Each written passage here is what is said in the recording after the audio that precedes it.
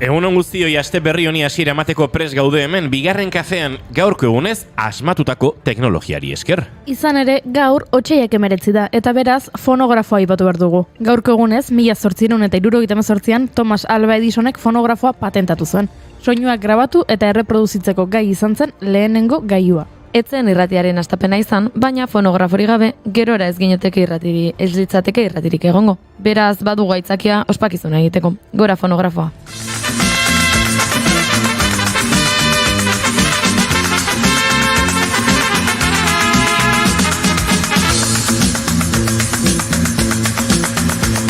Questa sera cambia la mia vita, da questa sera, non voglio fare più l'abbandonata, non voglio fare, quante lacrime buttate via. Fonografoak soinu grabazioak guztiz aldatu zuen bezala, Gutenbergen inprentak mundua aldatu zuen.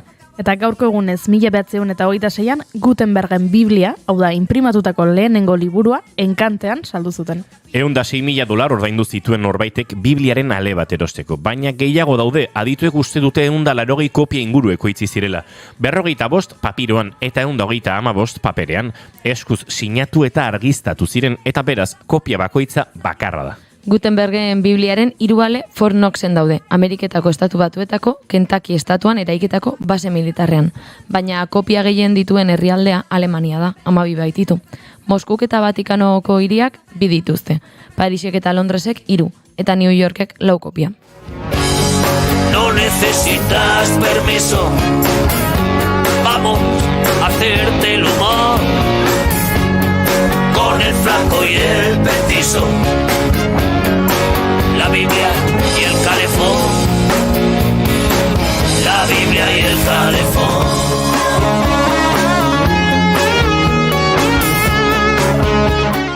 Mila 1987an beste ale bat saldu zuten enkantean. Gizon japoniar batek erosi zuen eta inbesteko dirutza ordaindu zuen, historian saldutako liburu garestienean bilakatu zela Gutenbergen Biblia, baina marka hori behin eta berriz hautsi da. Da Vinciren Codex Leicester eskuizkribua da egun libururik garestiena. Microsofteko sortzaileak Bill Gatesek $30,8 milioi gastatu zituen 1984an liburua erosteko.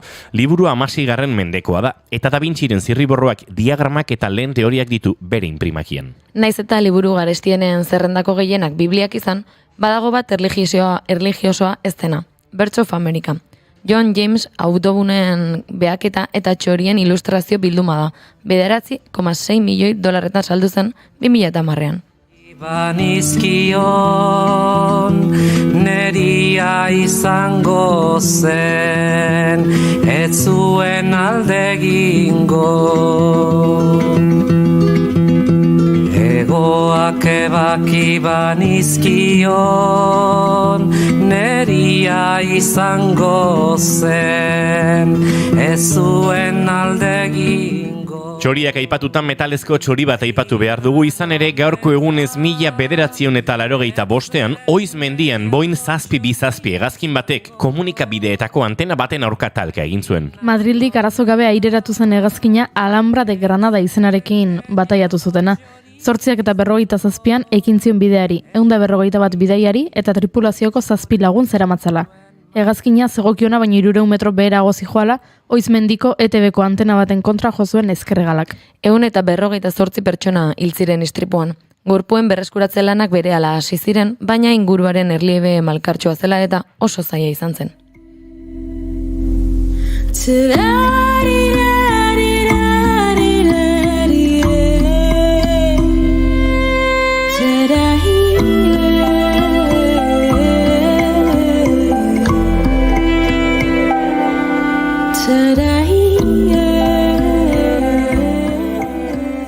Hildakoen artean Gregorio López Bravo zegoen, Frankorekin industria eta kanpo arazoetako ministroa izandakoa.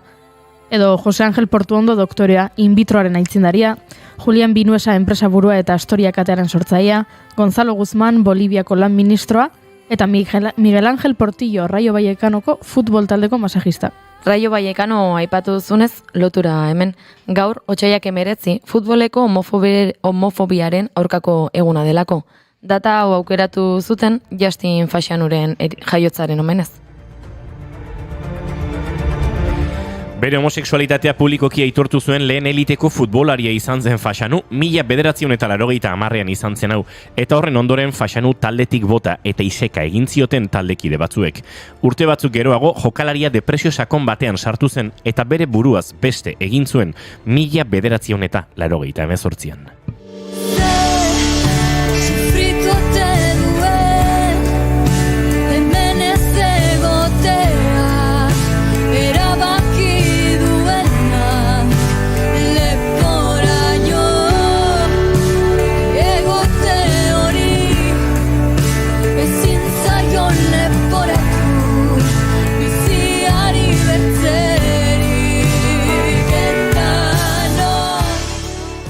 Horrelako gertaerak berriro gerta ez daitezen efemeridea ospatzen da. Futbolean eta oro har kirolean arrazoi homofoboek eragindako diskriminazioa amaitzeko.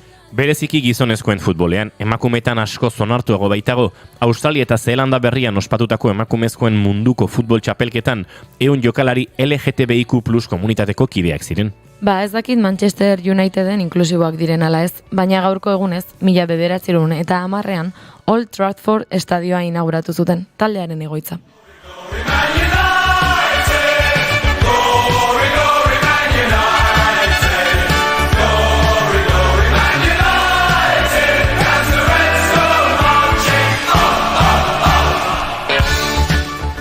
Eta hurrengo hau ez da futbolaren tenploa, baina bada eraikin garrantzitsu bat. Gaurko egunez inauguratu baitzuten baita ere Bilboko Euskalduna jauregia. Duela 25 urte. Euskalduna ontziola zegoen lur sailean eraiki zuten eta hortik hartu zuen izena. Horregatik eraikinaren diseinuak itsasontzi baten itxura gogorarazten du. Eta beti bezala, egitara mardula dute datozen asteetarako. Sergio Dalmaren kontzertua 25ean, Bilboko udaltxistulari bandarena, Gaztea sariak ere bertan ospatuko dituzte, eta baita Jon Maiaren kantu berri bat gara ere. Gernika ez balute bombardeatu, eta Euskal Herria militarizatu, hildakoak izen gabe lurperatu, hizkuntza jendea zigortu, zanpatu, aurrak humilatu, herri bat ukatu, ipuin eta kantu denak debekatu, zituzten lurrera ez bagenu migratu, nik ez nuke zertan kantu hau kantatu. Errepaso ederra egin diogu gaurko egunez gertatutakoari. Orain jargaitezen aurrera begira, irratsaio polita egin berdugu eta. Dona Apeianiz Nieto dator eta autoexigentziari buruz ariko gara. Nondik dator, nola sortzen da, ze trampa ditu, kudeatzeko estrategiak, exigentziaren bi aurpegiak. Eta ahoz-aho jaialdiko partaide den Txaro Pita ezagutuko dugu. Galiziatik dator eta gauza asko kontatu nahi dizkigu. Eta astelehenero bezala puripurian dauden telesail eta pelikula gomendatuko dizkizuegu. Tira, batzuk puripurian daude eta beste batzuk anzturen. Eta Tania Bandael estibiko ikasketa buruarekin ere bertako zine ikastaroaren inguruan ariko gara, beraz, gauza asko zuekin elkar banatzeko urrengo 2 orduetan. Otsaiak 19 ditu gaur eta astelena da ongietorri guztioi, bigarren kafera, naiz irratian zarete eta gu kaferik gabe gaude.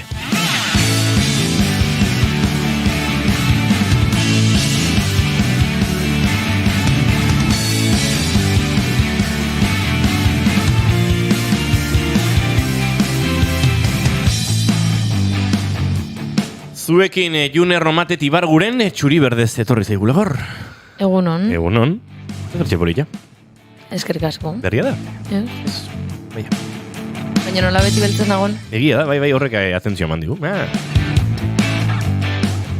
Eta zuekin Beyoncé Euskalduna gaur country lookarekin etorri zaigu gainera Goiuri Zeizarandi, egunon. Egunon.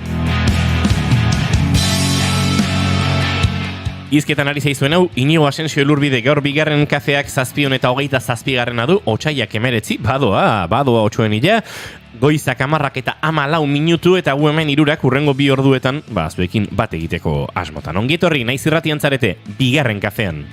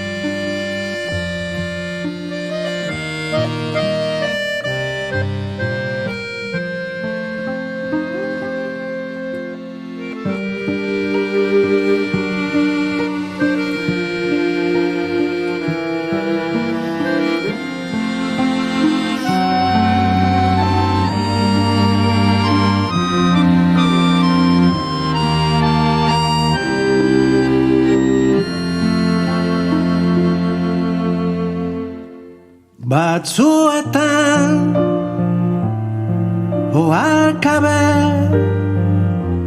nostalgiaren beso gozotan galtzen nahi. Goizeko 10:16 Silvio Ondia hementxe Jon Maiarekin nostalgia kantua kantatzen, hementxe bigarren kafean estrenatu zuten kantua gainera, eta guk goizetik haren edo haien doinuekin egin nahi dizuegu agurra, baina hementxe dagoeneko txatean gu agurtu gaituztenak ere badabiltza. Gorkak diogunon, gaurko nire gaurko bi maite dutak, bat atzoko bi momentuk esan ezinen kontzertua zederra izan zen atxaldeen esan ezin Legorretan eharra, eta baita ere plegu abestia entzutea zuzenean. Eta bueltan kotxen Xabi Orbe eta Janiren familiakin zerbezak edaten Arantzabe familia lianta, ni fan esan ezinena. Gorka, komaren bat, edo punturen bat ezpai guzu jartzen, akatu, nire neuronek esgintzi izango dute. Spiderman derregaupa egunon gaztiak dio indiokerre, gaur bai Inigo Alkandora polita, gaur bai, bestetan ez. Ja. Imanol, eskerrik asko mezuen gatik dio Gorkak, indioker aste hontan ezautuko geha, Goiuri, ze pasada koreografiarekin? Bueno, Inigo esan duela kafea ez dagoela, eta nik egin dut, nire koreografia moldatu. Igual, hasi behar dugu sopitas eskatzen, A ber, entzuleren bateko norbaitek kaferen batek hartzen digun, ze, gogorra izaten ari da, Oso horra. Ez dutzako ez Goiuri. Noski. Ametsa. Zein da zuen maite duta, June? Zein da zure maite duta, barkatu? Nik bi ekarri ditut. Ekarri den maite ez dut bat. Asteburu honetan, gure mailako eskobaloi partido artean gertatu baita, entrenatzaile bat geroz eta zerrego jartzen hasi zen, arbitroak zelaitikotasun, eta berriro akats bat gertatu zen, eta momentu hortan, ez dakiz pasatzitzaien burutik entrenatzaileari, zelaira salto egin zuen, eta jo egin zuen arbitroa.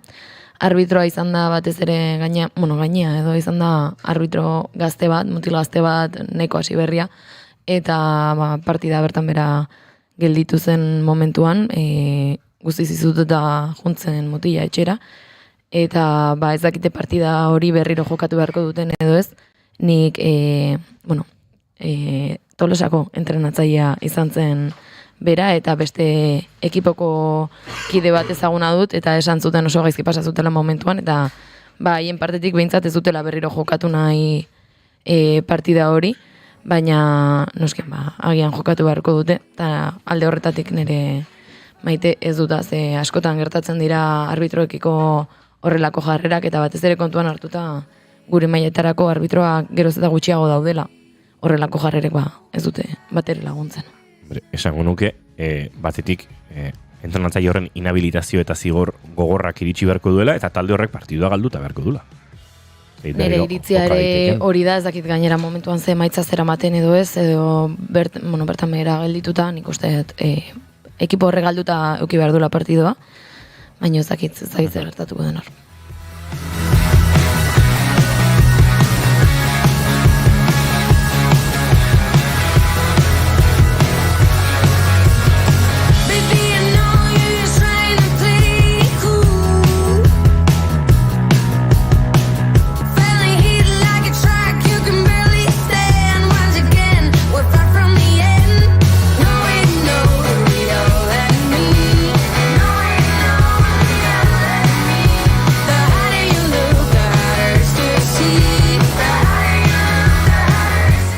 Hemen, nabil nire maite duten auto-WhatsApp talde honetan bila, baina miseri, Goiuri, zein da zure maite duta?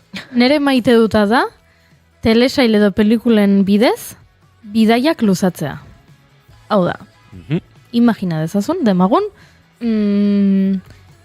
Parisera noala larun batean.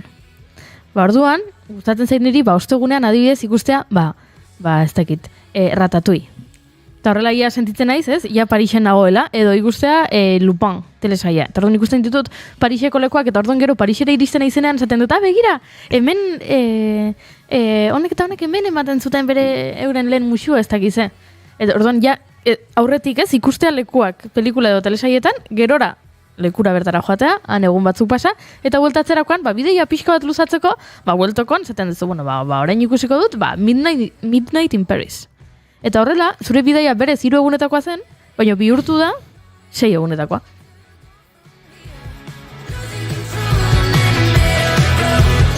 Osondo. Bale. Pentsatzen ixiligatu bertan dutela, ok. Ez, nintzen pentsatzen telesaien tartea gero egingo dugula, baina aurrerapen modura Paris gozatzeko proposamen batzuk. Lupin, Midnight in Paris, zein zan bestea? Garrantzitsuna. Ratatouille. Ratatouille.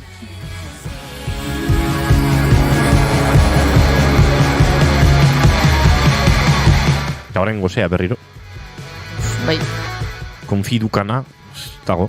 Osaltzeko. Gero kroketak. Beti kroketekin konpontzen da den atxonta.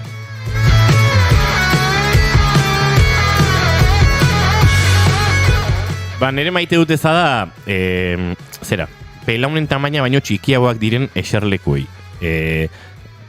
Egia da, badirudi altua izatea privilegio badala eta zera, ezin duzula diskriminatuta sentitu, baino sartzea gazkin baten nunetzaren kabitzen ikaragarrizko mierda da. Eta gero hor txibiltzen zara, da desenkajatuta, aldakegago minekin, belauneko minarekin, ez ditut maite hegazkinak. Are gutxiago hegazkin konpainiek ze gaizki tratatzen dituzten maletak. Lehengoan garesti majoa den tresna bate izorratu ziguten Vuelineko operarioek edo danakoak. Eta egia esan, egan egitea batzutan nazkagarri xamar bihurtzen da. Nik gustoko dut, bidaiatzea eta hegazkinetan nahiko gustura ibiltzen naiz, baina lekua baldin badago eta ezpada zaituzte izorratzen edozein momentutan, eta esan argiak eta ilunak egan egiteari. Eta lekuarena jasan gaitza da. Osea, eserita, ipurdia eserlekuaren kontra, pelauna eserlekuaren kontra estututa, horrela ez dago bidaia egiterik. Empatia gutxi ikusten dute, June? Hemen pertsona baixuen klubekoek, kosta egiten zaigu, ez? Pertsona altoekiko ariketa empatiko hori. Ados. Osondo. Bale. Ez. Ez que bestela egunerokoan zehar abantaiak zuk dauzkazu. Bueno, segun, nun. Zuek ez duzu, bajuen kontrapuruarekin kiston zartako hartzen. Baina toki askotara ez gai iristen. Hori da. Zubak izuz ez behitasunak atrakzio parketan altura emateko? Minimoak pasatzeko. Oinetako azpian? Hombre. Baina ez izuz ematat izartu nahizen Kleenexekin oinetako barruan. Noski. Hombre, ez que bezala Disneyland Parisko Indiana Jonesen atrakziora ez dizut sartzen, ze bat 50 neurtu berdezu. A ber, baina, 50 baino gehiago neurtzen dut. Orain bai, baina lehen gurtera arte ez. Señalazio. Batean. Indiokerrek dio, inigokin nago. Altuei ezkaitu zentzuten, Eta hori dio indiokerrek, baina horrek ez du minik sortzen. Baina lasai gizonazea. Entzute izute. Gizonazea entzuna izute. Gizona eta altua, ez que a ber. Bai. Ez que, joe. Bai. Mira, nik zegar berdeten, altura eukitzeko. Festa. Nik ezin ditut belaunak kendu. Nik nahi bai. Empatia gutxi, ondo.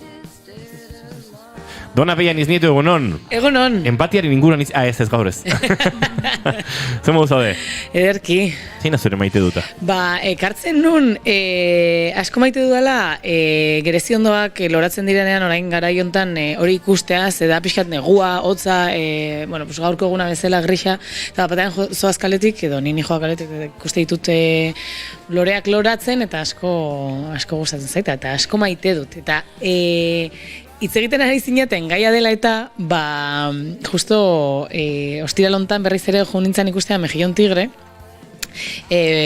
kolektibo horrek dakan emanaldia, bigarren aldiz ikusi nuen, eta han, badute poesia bat, hitz egiten duela pixkat, hori, kontzertuetan nola beti, bietako batek kontatzen du nola beti, jendea altuaren atzean jartzen da, eta horren inguruan badute poesia oso ederra, eta asko maite dut Mejillon Tigre, eta ere bai egiten duten hausnarketa punkia. White lies keep us quiet, make us party. White dust traces under the noses. White lies. Hori da bestea, leku guztietan ez eroso sentitu beharraz, kendu, eta... Hombre. Nomai jarri barko dut, barkatu. Eta guk, 120 europatu kontzertu bat ikusteko, eta ez duzu ezer ikusten aurrean pertsona altu bat duzulako. Bueno, bantolakuntzarik kejatu da esan nahizu, jarri jende baju aurrean eta altua atzean edo baino. Hartu eta aztu etxeri atzean. Nik atzo, enitu 120 euro pagatu. Baina atzoko kontzertuan, arazotxo batzuk izan dituen. Lekua zegoen ba muitzeko, Bai, ez, hasieran. Ene eseritazion. Ni eseritan egon. Esan ezinen, baina muganen enun ikusten. Ez erre. Ez izango ja nire oso altua delako.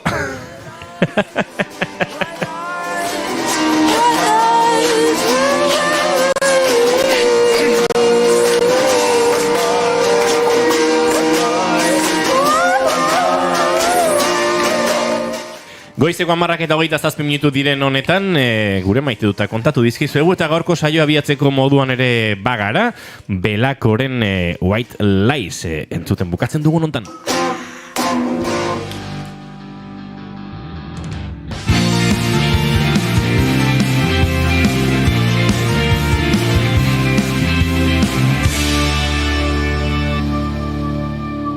Bigarrenak ez direlako beti okerragoak. Bigarren kafea.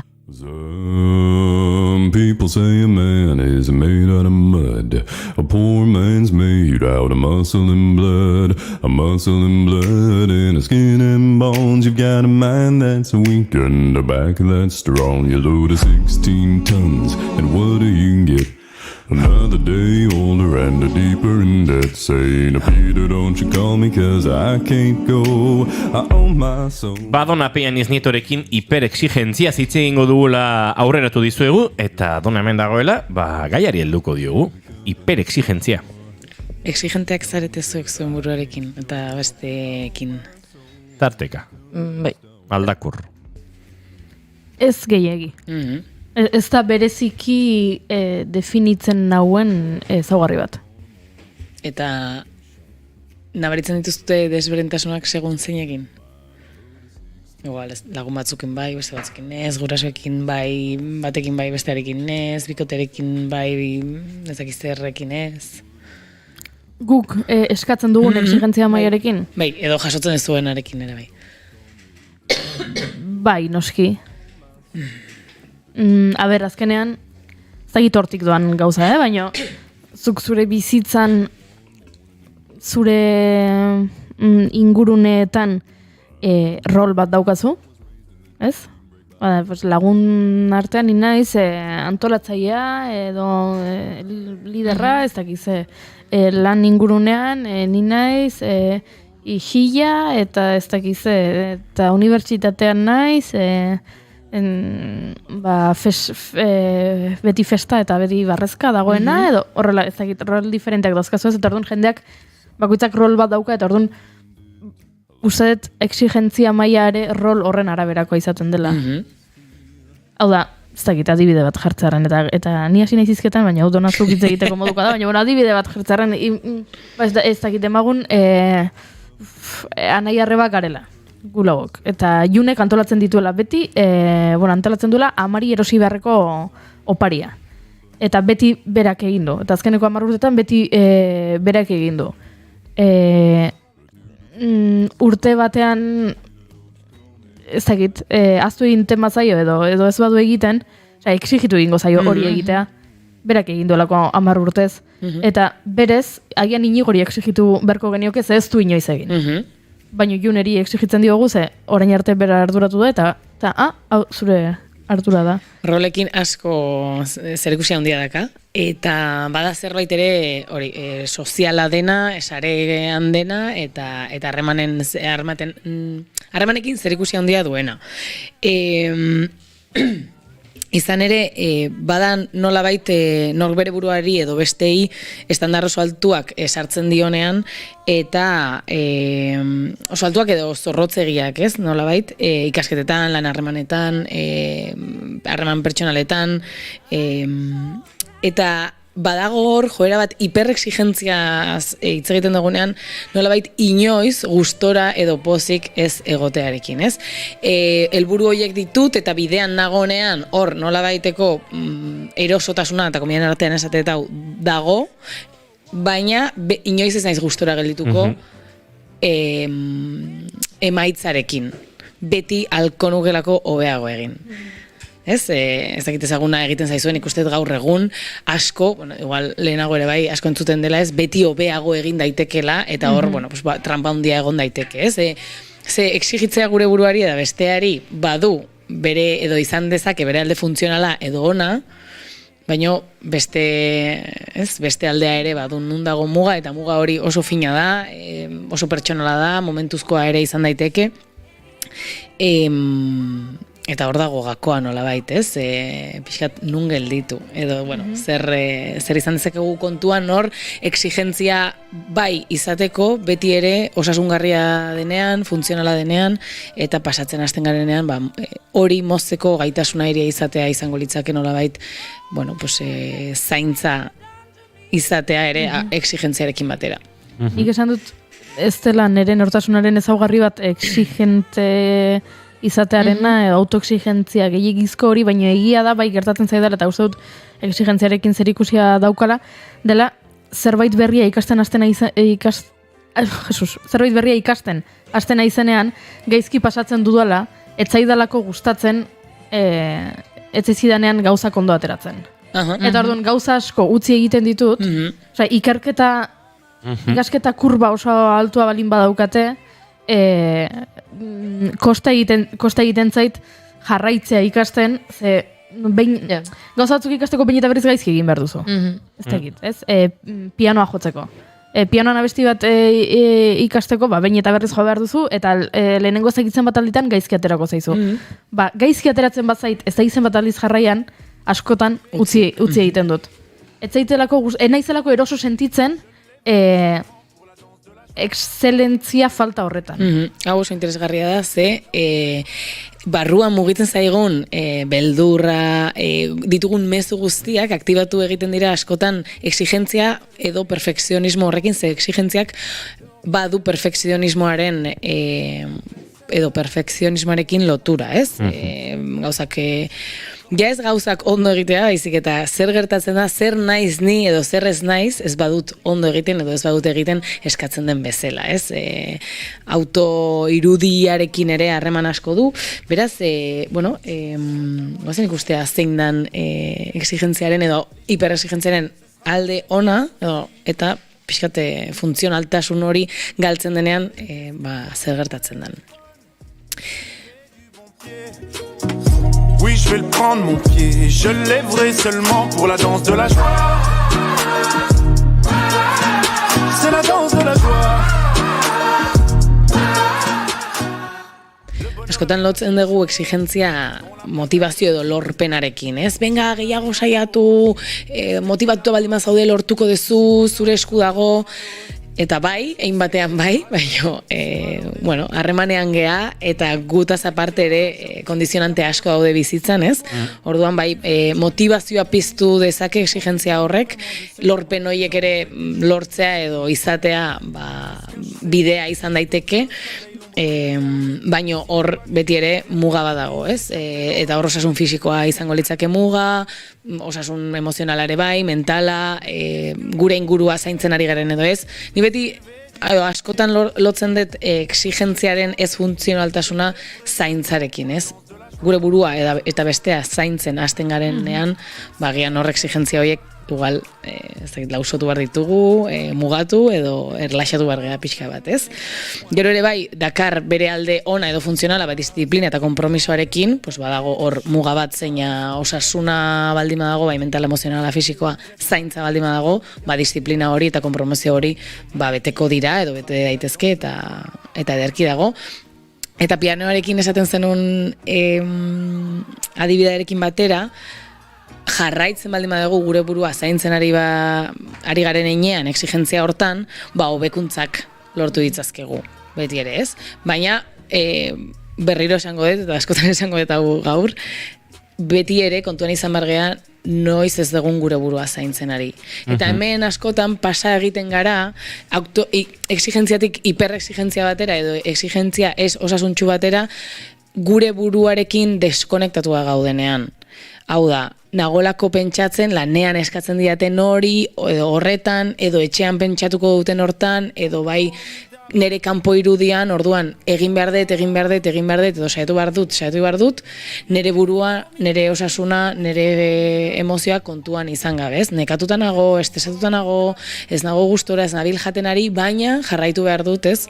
Hor, familiak zer pentsatuko duten horrekin kezkatuta nagolako, nire lagunek espero dutelako nik egitea hau, edo kanpo irudi horrekin oso zentratua gaudenean, ez? Hor askotan pasatzen gea autoexigentzia, hiperexigentzia edo exigentzia hori osasuntxua izatetik, ez osasuntxua edo ez funtzionala izatera. Nintzen, hausen hartzen pixkat goiurik aipatu den horren arira, eta justu piano aipatu ez, da musika, eta musikarekin sortzen ezkit bi eszenarioak.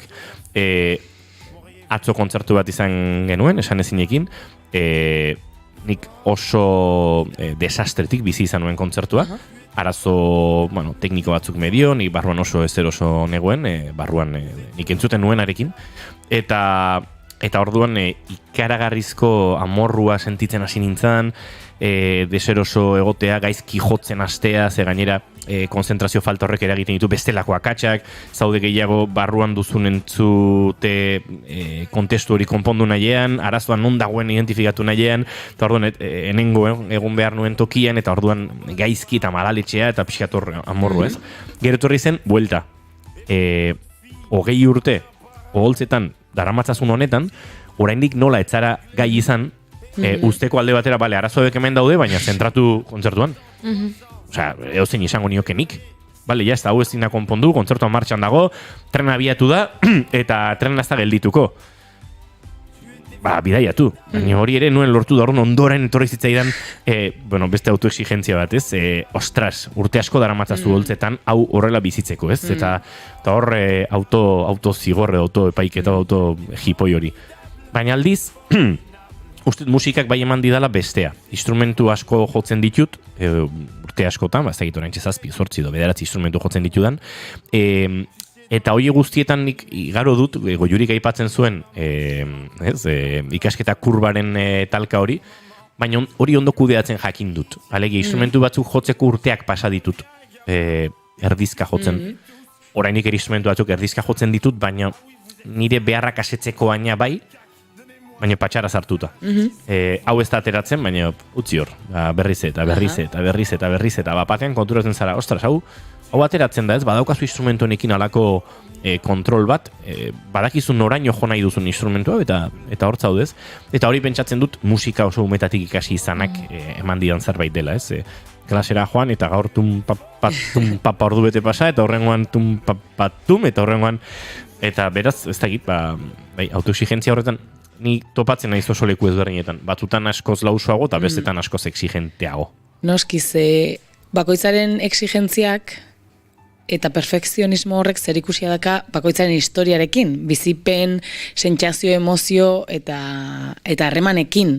Zer jaso dugu etxean, gure etxean zerrekin izan dira exigenteak gurekin eta zerrekin ez hainbeste, malguagoak, zein genuen ondoan, ez? Aizpa arreba nahi bat baldin badekazu eta bera baldin bada, nire kasuan bezala, nire txikian nintzenean, nire aizpa niretzako zan edo etxean zan, oberena egiten zuena, hor batzutan sort daiteke ni ere bai izan bar dut, edo ez, ze esaten genuen bezala ere rolekin daka zer ikusia, ez? Orduan, exigentzia, hiperexigentzia eta perfekzionismoaren atzean, balde batetik dago autoirudi, autokontzeptu desvalorizatua egon daiteke, ez? Ni izateko, ona izateko, edo izateko bakarrik, egin behar dut, izan behar naiz, ez? Bete behar ditut estandar hauek, eta hor egon daiteke nolabait autoestima hori betetzeko joera egitetik, lortzen baldin badut, jazta, lasainago, naiz, rekonozitua naiz, onartua naiz, eta hor sartzen gara berriz ere perfekzionismo horretan, ez? Zer gertatzen zait, ez baldin badut betetzen hau. Izan daiteke, gauzak egitea, ez egitea, oberena izatea, destakatzea, dena delakoa, ez? Oso garrantzitsua dena ere bai niretzako hemen dago exigentzia edo hiperexigentzia atzean porrotaren beldurra dagoela. Zer gertatzen zaizu, zer gertatzen da, ez badegu lortzen nahi genuen hori. mina, dezepzioa, hori bizitzeko beldurra dugu, beraz blokeatu egiten dugu. Orduan, gure buruan egon daiteke nolabait pentsamendu batzuk, zeina ez dute kontemplatzen gaizki ateratzea, porrot hori bizitzea, edo dezepzio hori izatea, edo bizitzea, ez? Eta garrantzitsua da, zerbait egiten dugun hortan kontuan hartzea, hanka sartu dezakegula edo hanka sartuko degula. Eta hori sostengatzea, ez? Hemen badago lanketa edo egon daiteke lanketa ondia, beldur hoiek, min hoiek, dezepzio horiek sostengatzearekin, ez? Nola jasotzen dut nik, nola egoten naiz ni nire porrotarekin. Ez dut ondo egin, ez dut ondo esan, ez dut lortu. Arna sartu eta ezerrez egin, egon horrekin, ez? Eta hori bada bide, edo izan daiteke bide interesgarria. Ere bai egon daitezke pentsamendu edo pentsamendu estremo edo absolutistak, ez? Dena edo ezerrez, txuria eta beltza. Eta ez dago bidean, existitzen diren hainbeste aspektu, ez ditugu kontemplatzen. Pentsamendu horiek ditugunean askotan, juten gara perfekzionismo edo exigentzia horretara, ze ez badut lortzen, desastre totala, ez? Eta bueno, ez badut lortzen, ere badaude beste hainbeste aukera. Kultura eta presio sozialak, eragin handia daka hortan, eta defentsa mekanismo bezala ere izan daiteke, exigentzia, hiperexigentzia edo perfekzionismo hori ere izatea. Zuek sentitzen duzue, orokorrean inguruan ez dakit nola esan, norbanakoa orokorrean dela exigenteagoa gainontzekoekin bere buruarekin baino? Ui, ebez? Nik bai. Nik segun. Nik sentitzen dut, jende desente ikusten dut, oso exigente gainontzekoekiko, eta oso gutxi berekiko. Bai, baliteke. Ari naiz gehiago arduretatik, eta ez hainbeste igual, exigentzia excelentziaren edo lorpenen edo bai besteek nola egin beharko lituzketen gauzak, nola jokatu, zaintza ardura afektiboa, kanpora oso errex kritikatu edo esaten dela, eta barrura berriz igual ez dugula inbeste ikusten, eta hemen pentsatzen dut, nik hori ikusten dut, eta akaso nigan ere ikusiko dute, baina bai ikusten dut desente horre disoziazio bat, desorekan moduko bat. Kontua da, azten garenean bestei exigitzen guk ardura hori hartu gabe, hori bilakatzen dela gurpil batean. Nik exigitzen dizu zuri egitea, nik egin beharko nuken zerbait, baina zuk exigentzia hori jasotzean eta ez baldin bazea horren ardura dun egiten, agian ez delako zure ardura, zer egiten duzu? Edo zer egiten dugu gizarte honetan askotan? Besteari pasa. Eta hor pelota bat egiten da, ez? Nola askotan edo batzutan gurasoek pasatzen diote exigentzia batzuk aurrei, beraienak ez diren, orduan zer gertatzen da? Aur horrek pasatzen duela, beste behin ere lagunei edo beste bati, edo heldua denean, aurra den edo gazteagoa den beste bati. Eta hor korapilatu egiten da. Nik esango nuke hortan sartzen garenean ez degunean guk ardura hartzen, exigentzia horrek askotan saturatu egiten gaitula eta orduan egin behar degula gutik atera, beste bati pasatzen. Nire kasuan esango nuke askotan, edo nire inguruan ardura edo exigentzia hori autoa da, eta askok bere buruari ematen diote, eta bai batzutan oreka hori bilatu behar dugu, ez? Nik hartzen den nerea, baina besteari ere ematen diot berea. Hor, nasketa handia badago batzutan. Zer da nerea eta zer da bestearen artean. Nik badauka sentsazioa, pixkat, orain donak aipatu narikiko eta besteari ardura hori ez hartzerikiko, gune mistoak diren edozein tokitan, beti esaten da, ez? Adibidez, festak erosoak nahi ditugula denentzat, edo eta erosago nahi dugula emakumeok tokietan, baino horren lana guk hartzen dugu. Protokoloak guk jarri behar ditugu martxan, aurretik lan egin behar baldin badagune hori erosoa izan dadin guk egin behar dugu, eta erosoa izatea nahi baldin badezu, jarri zazu protokolo bat, eta euki emakumeak seguro. Igual zuk planteatu zure inguruan zer daukazun. Eta nik hori kuadrillan bertan ere nabari dut, kuadrillan ere papera beti izan da, beti militantea izan naizen einean, puntuak jarri behar dituna edo barrerak jarri behar ditu norbaitek, june jarriko du. Eta udara batean edo denbora batean kuadrillakin egon gabe egon gabe pasata gero, bertara bueltatu eta June nola baitzen den, etzeala egon. Entzun behar izatea bada, exigentzia hori niregan jartzea, zuek kontziente bazeate, nire falta hori mugetan nabaritu dela, exigentzia hori zuengan ere jarri eta bada, Bai, askotan exigentzia, besteekiko exigentzia hori zerikusia handia daka hori gure buruarekiko dugun autokontzeptu horrekin eta deskonexioarekin. Nik pentsatzen baldin badut besteak egin behar dula zerbait, neregatik o inguruengatik edo delakoagatik eta exigitu egiten diot hori egitea, nahi gabe, ze batzutan gero konstiente garenean eta ez nizun exigitu nahi, baina ez daudenean esate dizut, nola nabaritzen da etzeala egon, ez? Horrek exigentzia bat dago edo egon daiteke. Beraz, horrek askotan hitz egiten du guk gure buruarekin dugun deskonexioaz. Ez dut bizitzaren izena ardura hartzen, baizik eta besteari pasatzen diot ardura guztia, eta hor nola gehiagizko ardura dan, exigentzia bihurtu daiteke, ez? Badauka, lehen aipatu zuzuk ere ez, Goiurik aipatu denen rolekin lotura ondia, askotan asumitzen degula figura hori ez, mugak June jarriko ditu eta utzi egiten garela edo utzi egiten dugula ez, ardura hori oso kanpora, ez dakit, ezagutzen dut jende asko frustratzen dena, bidaiak osatu beharrean kuadrilan, antolatu behar direnean, berari egokitzen zaizkiola beti ardura horiek ez, eta ez padu pertsona horrek karrotik tirakako lan hori egiten, ez dela hau gauzatzen, horrelako bikoteetan ere ez gertatzen dira. Batek bestearengan espero duela beti zerbait egitea, da kaso beste alde hori nazka eginda dago ardura hori hartzeaz beti, eta naiz etxeko arduretaz beste maila batean ere. Bai, hiperexigentzia edo gehiegizko exigentzia horrek konexio handia daka estresarekin, antsietatearekin, ezinarekin, frustrazioarekin, horrekin konektatzen ari baldin magera, behin eta berriz, edo lehenengoan, ere bai, gehiagizko zerbait exigitzen ari gara gure buruari, edo agian jasotzen ari gara exigentzia hori kanpotik. Orduan horre ere bai, alerta, beti olako sentsazioak alerta edo abisuak dira, ez? Zer gertatzen ari da hemen, nire inguruan, nire buruan, agian ez dena ona, oraintxe bertan, niretzat. Goizeko 11:00 12 minutu falta dira, oraindik badauzkagu puntu pare bat dedonarekin lantzeko. Ez dakit exigentziaren trampa horietaz zertxo baita ipatu hitz egin dugu, dona, baina kaso zehaztu beharko lirateke. Ez pixat, identifikatzen saiatu trampa horiek? Trampa horiek identifikatzeko esaldi batzuk ekarri ditut. Ara. Begira ze gauza esate ditugun, eta hiperexigentzia hitz egiten ari gela, zerrekin konektatzen dugun, ez? Baizuek, entzuleak, Ondo egiteko zerbait nahi baduzu, zuk zeuk egin behar dezu. Tomaia, hori askotan esan. Esan berri hori.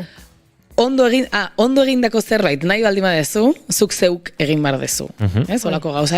Esken, ondo egin nahi badut, azkenean nik egin behar dut. Bueno, hor, egon daitekena atzean, ez? Zenolako presio, ez? Hoi naiz ni Google Mapsekin. Taldean bagoaz, leku ez ezagun batean, eta norbaitek Google Maps jarri behar balin badu, eta pertsonarik gidatu behar bagaitu, hainbestetan gertatu zait. Beste pertsona bat izatea esaten duena. Ni jarriko dut, eta okerreko lekutik eraman, sentitzen dudala, beti, taldean bagaude, eta zuekin noiz beti gertatzen bazait, nik eramango dut Google Mapsa. Edo galdu egingo gara. Ez. Baina, kontua da Google Mapsa eta Spotify batera manejatzen ari balin bazara, hor arazoak sortzen direla. Bueno, beste batekin joa. Ez konformatu merezi duzun baino gutxiagoarekin. Bai, esaldi oso polita izan badaiteke ere, hor egon daiteke ere bai exigentzia handia, bai, kanpokoari, bai, gure buruari. Arrakastak sakrifizioa eskatzen du.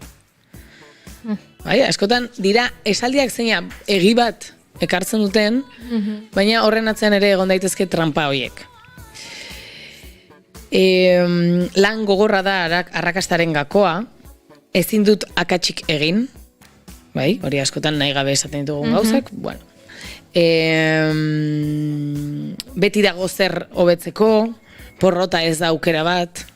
Aurrekoan, pasatzen nintzen crossfiteko gimnasioetatik, eta holako esaldiak ikusten ditun, ez? Eta oso kuriosoa da, nola, ze ere emu sortzen ditugun, edo sortzen dituzten, honekin lotuta, ez? Eta hor sartzen garenean ez gaude gure burua zaintzen ari, ez badegu hori gure buruarekin konektatzen, gure mugekin konektatzen, eta hiperexigentzia edo gehiagizko exigentziak badu nolabaiteko mugak pasatze edo gainditzearekin, ez? Ez gaude gure burua entzuten ari, ez gaude gure burua zaintzen, eta oso zurruna gera askotan pentsamendu batzuekin, ez? Ez, hau hola izan bar da, eta listo, ez? Eta hor ikusten dugu antxitatea egon daitekela horren atzean. Bueno, guazen ikustea zer egin dezakegun honek. Hor bado estrategia batzuk ere pixkat sistemarekin eta kapitalismoarekin lotuta daudenak, ez? Bai, noski. Ardura gizabanakoarengan jartzea, gorputz normatiboen inposaketarekin erori gertatzen da, ez? Ez baduzu gorputz normatibori ez duzulako nahi da, ez? Zure ardura da, eta bueno, horrelako ideia asko azkenean, horrelako gezurra asko txertatzen dira, gero beste esparru batzutan, ez? Tira, izaldi gehiago dauzkagu? Esaldi gehiago daude, baina nik uste korrean. Geratu zar hor begira, dona enekiela... Ez que pillo batek harritut, baina nahiko antzekoak dira. Nahi nuela ipatu, nola jakin dezakegu gure buruarekin edo ondokoekin gehiagizko exigentzia eskatzen ari garen edo ez. Ze askotan, esaten deguna, izaldi hauek nolabait jasotzen dute gehiagizko exigentzia bat, baina askotan ere motivazio hori uki dezakete, orduan, nun dago muga? Bueno, pues muga beti dago barruan, beti esaten dugu bezala, ez? Nola bizitzen ari garen hau, nola sentitzen garen, eta kanporaka ere ikustea bestean nola tratatzen ari garenen eta nola dagoen, ez? Igual guretzako exigentzia maila baxua den zerbait ondokoarentzat izan daiteke oso estresantea, ez? Orduan, nola jakin dezakegu gure buruarekin edo bestearekin exigente edo gehiagizko exigentzia izaten ari garen? Begiratu ditugun helburuak errealistak diren edo ez, askotan, hau egingo dut, ez dakit zenbat kilometro korrika egiteko prestatuko naiz hilabete batean. Bueno, agian lortzen duzu, noski, baina agian helburu horiek pasatzen ari dira eta zure gorputza dago sufritzen edo, ez? Edo ikasiko dut ez dakize master, ez dakize denbora gutxian. Bueno, agian zuk duzun egoera dela eta, ezin da, ez? Edo ondokoari eskatzen ari gara zerbait ez dena realista, ez? Zuk zaindu behar nauzu nire alderdi gehienetan, hori ere, badakigu ez dela realista, ez? Etengabeko kritika, zerbait egin eta beti kritikatu, eske, begira, ez zaita hain ondo atera, eske, begira, ikusten, eske ez dut balio, eta hori bai gure buruarekin, eta bestearekin. Ez, gauza ez perfektuak ez baditugu jasotzen, ez? Bai, hobeto egin daiteke, baina horrela ere balio du, ez? Nolabait hor egon daiteke muga bat, ez? Perfekzionismo hortan erortzen baldin magea beti, ez? Honekin batera esaten genuenekin, ze beldurrarekiko porrota dugu, ez? Ze gertatzen zaizu, ez baizu lortzen. Eske, batzutan, hori irudikatzean, hemen barruan, estutasuna sortzen zaigu. Eta estutasun hortik ies egiten ari baldin magera beti, hiperexigentzian gaude, segurazki. Orduan, sostengatu eta egon horrekin nola baitez, oreka hori bilatzen. Erlaxatzeko zailtasuna baldin baditugu, ez? Gaude sukaldatzen. Eta etzait atera, ni nahi nun platera, nahi nun bezala. Edo etzait ateratzen ari, ez? Sukaldatzen ari naiz, eta esaten, botako diot hau, eta bestea, aber, hobeto ateratzen zaidan, bueno, pues igual, esan bar dugu, bueno, jazta, goxoa gongo da, igual ez nahi nuna beste, baina jan daiteke. Eta hor, erlaxatu nola baitez, edo, gaur nahi nitun, 10.000 gauza egin ditu 8.000, bueno, pues 2.000 horiek, beste egun batean agian egin daitezke. Nolabait erlaxatzeko aukera hori ere izatea gure buruarekin. Ze hor arazoa da, sentitzea 10.000 egin nahi nituen. 8.000 egin ditut, beraz ez ditut 10.000 egin, beraz zeroan nago. Claro, hori da. 8.000 egon beharrean, sentitzen duzu zeroan zaudela, ez? Hori da, esan dugun bezala, ikusten dugu alako bakarrik txuria eta beltza. 10.000 edo zero, ez dugu ikusten 8.000 egitea zer den. Bai, eta horrek ere ekar dezake askotan besteekin alderatzea, ez? Etengabeko aldetzea. Eske, ikusten, ez daki nork egingo luke, edo, deskantzatu izan banu, edo gehiago exigitu izan banu nere buruari egingo nuke. Beti dago konparazio konstante bat, ez? Eta horrek eragin dezake ere exigentzia izatea geroz eta handiagoa, eta arlo gehiagotan, ez? Igual, oso exigentea naiz nire lanean, baina nire bizitza pertsonalean ez. Hori, orekatzeko joera ez badut, exigentzia hori, nire arlo pertsonalean, bestei, eta bar, bideratu daiteke azkenean, ez? Orduan, hor baldin zaude, hor ere bai, orain ikusiko dugu, zer egin dezakegu, exigentzia hori ez funtzionaltasunetik funtzionaltasunera juteko.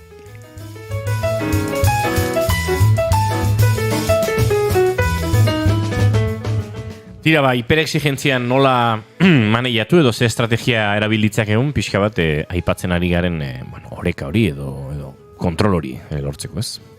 Bai, eta niretzako gustokoena edo zerikusia daka esan dugun bezala beldur hori edo frakaso, decepzio, minari aukera hori sostengatzeko gaitasunarekin. Onartzea ere hanka sartuko degula. Nolabait gure buruarekin eta bestearekin errukia izatea ere bai. Bale, saiatu nahi zalduen oberena egiten, baina dena ez dago nire esku, eta nire esku badago ere ez naiz makina bat, hanka sartu dezaket ere bai, permiso hori ematea gure buruari, eta askotan lorpen hori dago bide horretan. Nola egiten ditugu gauzak? Oso garrantzitsua da ere bai, gauzak egitearekin batera nola lortzen dugu, ez? Iritsi baldin naiz, mendi horretara igo nahi nuna, baina ez dakat arnasik, deshidratatuta nago, eta kriston anpoiak ditut oinetan, bagian, bena merezi du? Bueno, hor bakoitzak egin behar du bere hausnarketa, ez? Baina zaintza bermatu behar da gure bizitzan, eske ez badugu gure burua zaintzen eta ondokoa zaintzen zer dugu bizitza hontan, ez? Gauzak lortzearekin batera nola lortzen ditugun eta ze bide egiten dugun oso garrantzitsua da. Gure buruan zalantzan jartzea, gure pentsamenduak zalantzan jartzea. Pentsamenduak ideiak dira, aukerak, hori bakarrik. Orduan, pentsatzen dudan guzti hori erreala da? Segurazki ez. Pentsatzen duzuna, pentsamenduak dira. Orduan, sartuta baldin badakagu gure buruan pentsamendu oso zurruna, horre ere bai, esatea, hau aukera bat da, baina ez da bakarra.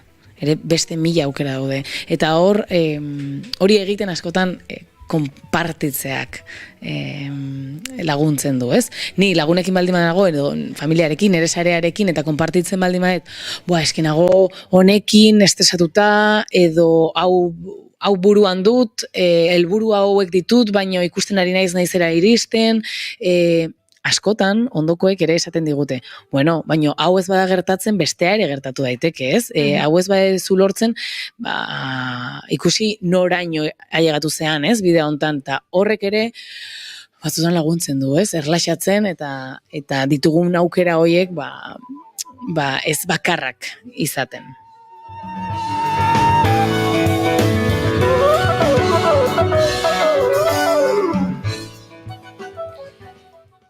Honekin batera, helburu edo helmuga errealistak jartzea asko laguntzen du, eta gu gaudenean gure pentsamenduekin bakarrik, batzutan zaila da. Beraz, nire gomendioa hemen da, konpartitu dituzun helburu horiek. Hau eta beste egin nahi dut, begira, saiatuko naiz sortzen, ez dakize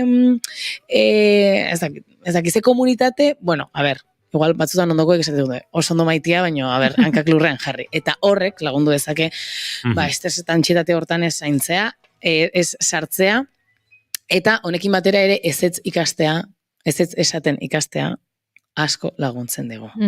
Beti bai, egingo dut, iritsiko naiz, bai.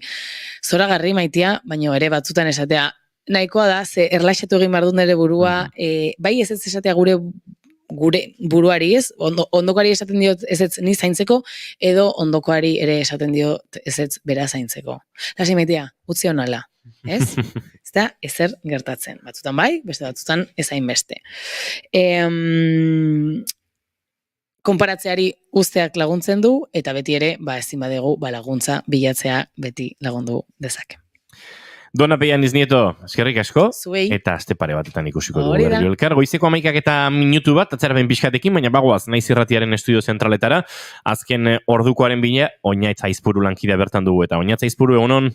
Egunon bai guztioi, Gasteizko legebiltzarrean dakizuenez, azken legeak onartu zituzten pasaden astean, eta orain batez ere, noiz izango diren Gasteizko parlamenturako hauteskundeak denon ahotan, gaur goizean horren adierazle edo Euskadi Buru Batzarreko, Eusko Alderdi Jeltzaleko, eta PSeko buruak elkartu dituela Inigo Urkulluk ajurianean, eta ikusi beharko da behin bertako bileraren ondrean zenolako adierazpenak etortzen diren. Urkullu gaur-gaurkoz, ez du zehaztu noiz izango diren hauteskundeak hau deitu horreko prozeduraren baitan ulertu daiteke bilera hau. Eta Eguardian ere gaur Arnaldo Otegik egitekoa du agerraldia behin mahai politikoa amaitu ondoren. Bestalde esan, Lakuako gobernua Portugalgo uretan ondoratu zen itsasontzia galdutako pelet mikroplastikoak hartzeko martxan jarritako operazioa bertan bera utzi duela, gogoratu, Tokonao itsasontziak 26.000 kilo pelet galdu zituela ontzia ondoratu ondoren, hala, plan ezberdinen jarri ziren martxan, eta tartean Lakuako gobernuak mikroplastikoa biltzeko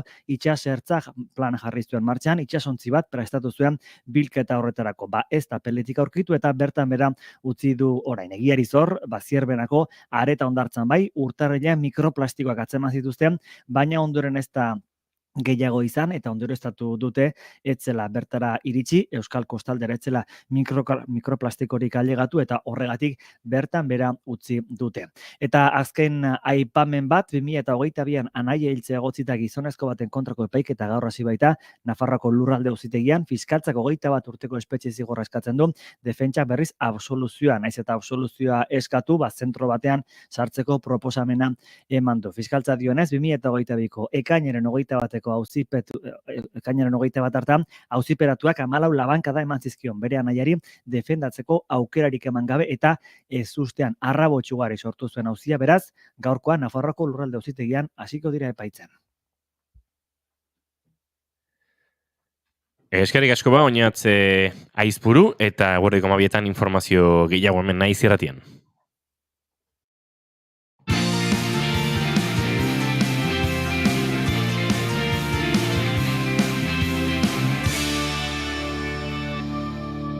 Bigarrenak ez direlako beti okerragoak, Bigarren kafea.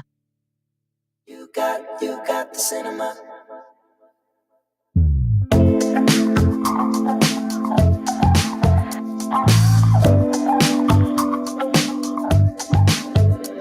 It's you, and I'm not getting over it. Darling, is it cool? I'm starving when it comes to this. I guess we're in time. If you're getting yourself well to me, I guess you're all mine. You're sleeping in this bed with me. I just think you're cool. I dig your cinnamon. Do you think I'm cool too? Or am I too into you? Harry Stylesen zinema doinu honekin edo hauekin murgiluko gara, astelenero bezala gure telesail eta pelikulen gomendio festan, badakizu, ez karela puri-purian aritzen, batzutan bai, baina beste batzutan oso iraganera begirare jartzen garela, eta iraganera jarri edo orainean jarri, beti gurekin bide lagun izaten dugula, Imanol González Gurutxaga. Imanol, egunon? Egunon. Zuz azte burua? Oso ondo, oso intenso. Ez ara espertu, ez? Ez. Gure Instagramera begira bintzat... Egia da, azken aldin, hain ezela saiatzen, deskonexion itzen Instagrametik, eta goza gutxi gotzen, baina gero igual pekatzen ez desatet, igual hau igo behar non. Ez da gitzen bat igo duzun, esan dut, zure Instagramera begira, asteburu guztia zurekin pase izan ez panu bezala. Hori ere egia da, baina... Claro. Bai, hori, nahiko ondo. Larunbata nahiko nekatuta bukatu genuen, grabaketa bat eukik genulako Parisen, lehen aipatu dezuen bezala, eta atzo zuen kontzertua ikusta jonitzen, eta, egia esan, asteburua nahiko intenso. Que falso dan, Falso. Zuen kontzerta ikustera joan nintzen da, bale? Ondo. Esan ezin eta mugan. Esan behar dut gauza bat eukizula beraldetik nirekiko oso polita, nik lotxa pasan nun, kristona.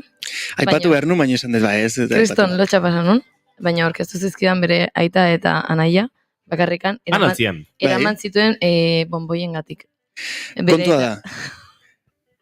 Kontua da, atzoko egunez, goizen goiz, nire aitak esan ziten, bueno, aipatu barra daukagun, nire urtetan, junek ekarri zizkitela, goxo batzuk beak preparatuta, eta egon diala geroztik nire etxeko sukalden, frigorifikon, eta jundiala banan-banan jaten. Eta nire aita eta nire anaiaik gustatu zaizkio pila bat ekarri nitunak, eta atzo derpente goizen esan ziaten, bueno, hau ja bukatu die, Mesedez, saiozu zure lagun honi gehiago iteko ze maiteminduta gaude. Eta atzo aprobetxatu nun momentua eta dena hiru hauek presentatzeko eta izateko bida. Jarri duzu horpegia sukaldari edo, karo, sukaldari ez da, ez? Repostera, baina repostera euskera nola da? Gozogile. Gozogile. Jarri duzu horpegia gozogile neska honi. Bueno, nik lotxa pasan nukiztona, baina egia da eskertura. Ze guapo iman horien anaia, Bai, bada. Ez duk ez durrik esan, no?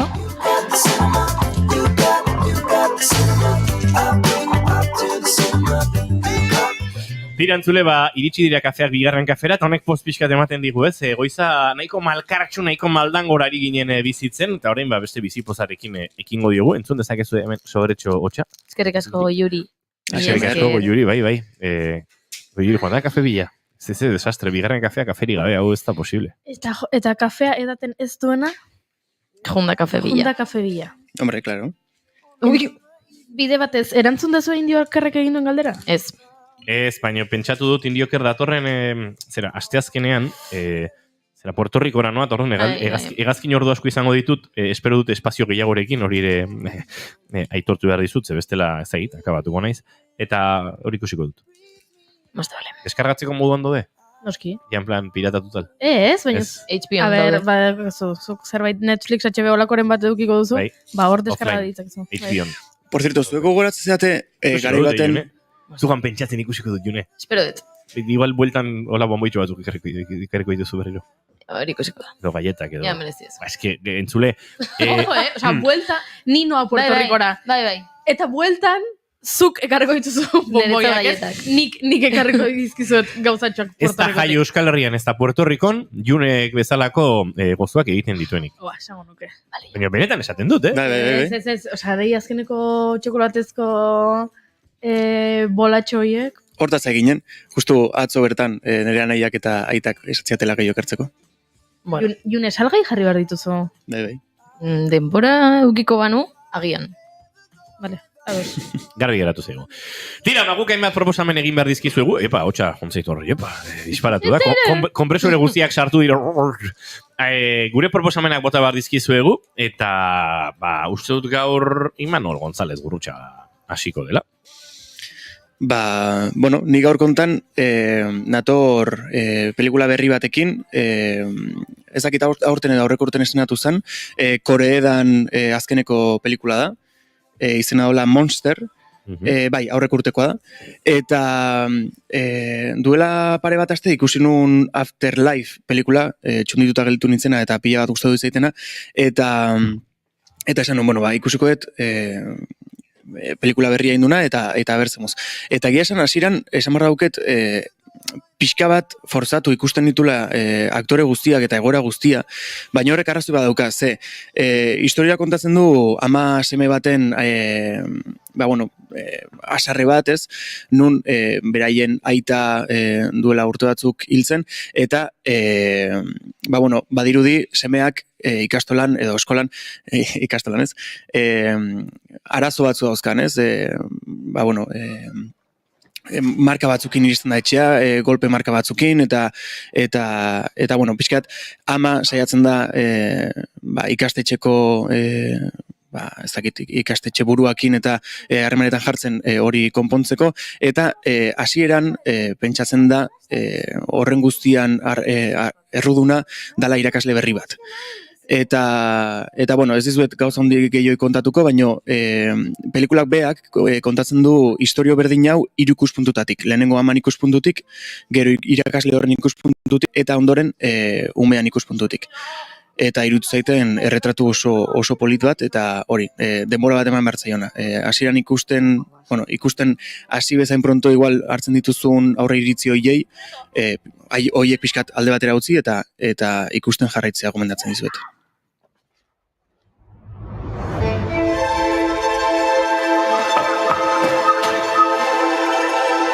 友達は友達だけど、みんなの前で話しかけない。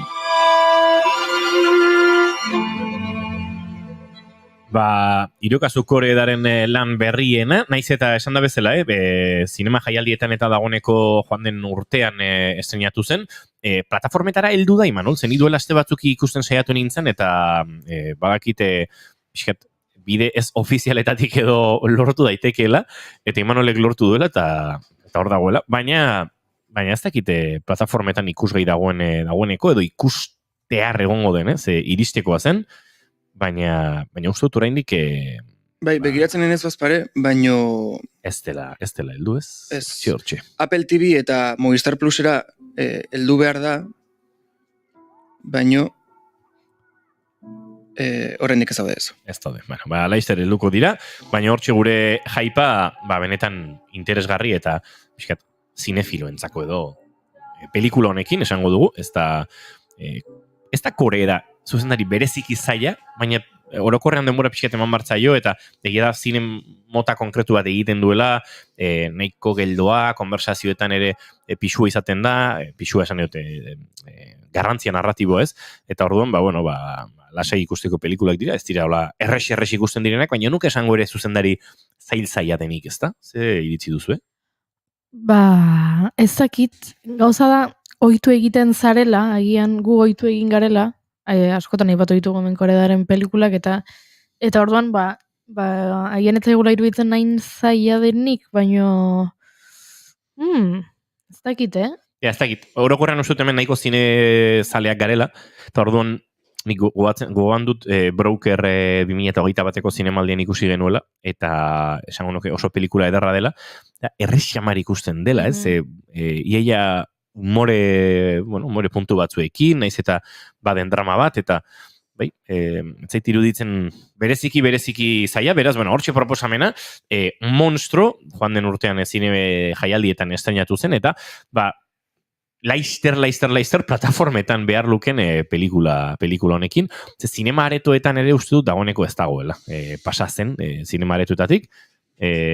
Gurean ez zuen bide luzea egin egia da. Eta beraz, internetaren magiari eskatu behar Monster, edo eta Laister esan da bezala Apple TV eta egongo delakoan bagabiltza.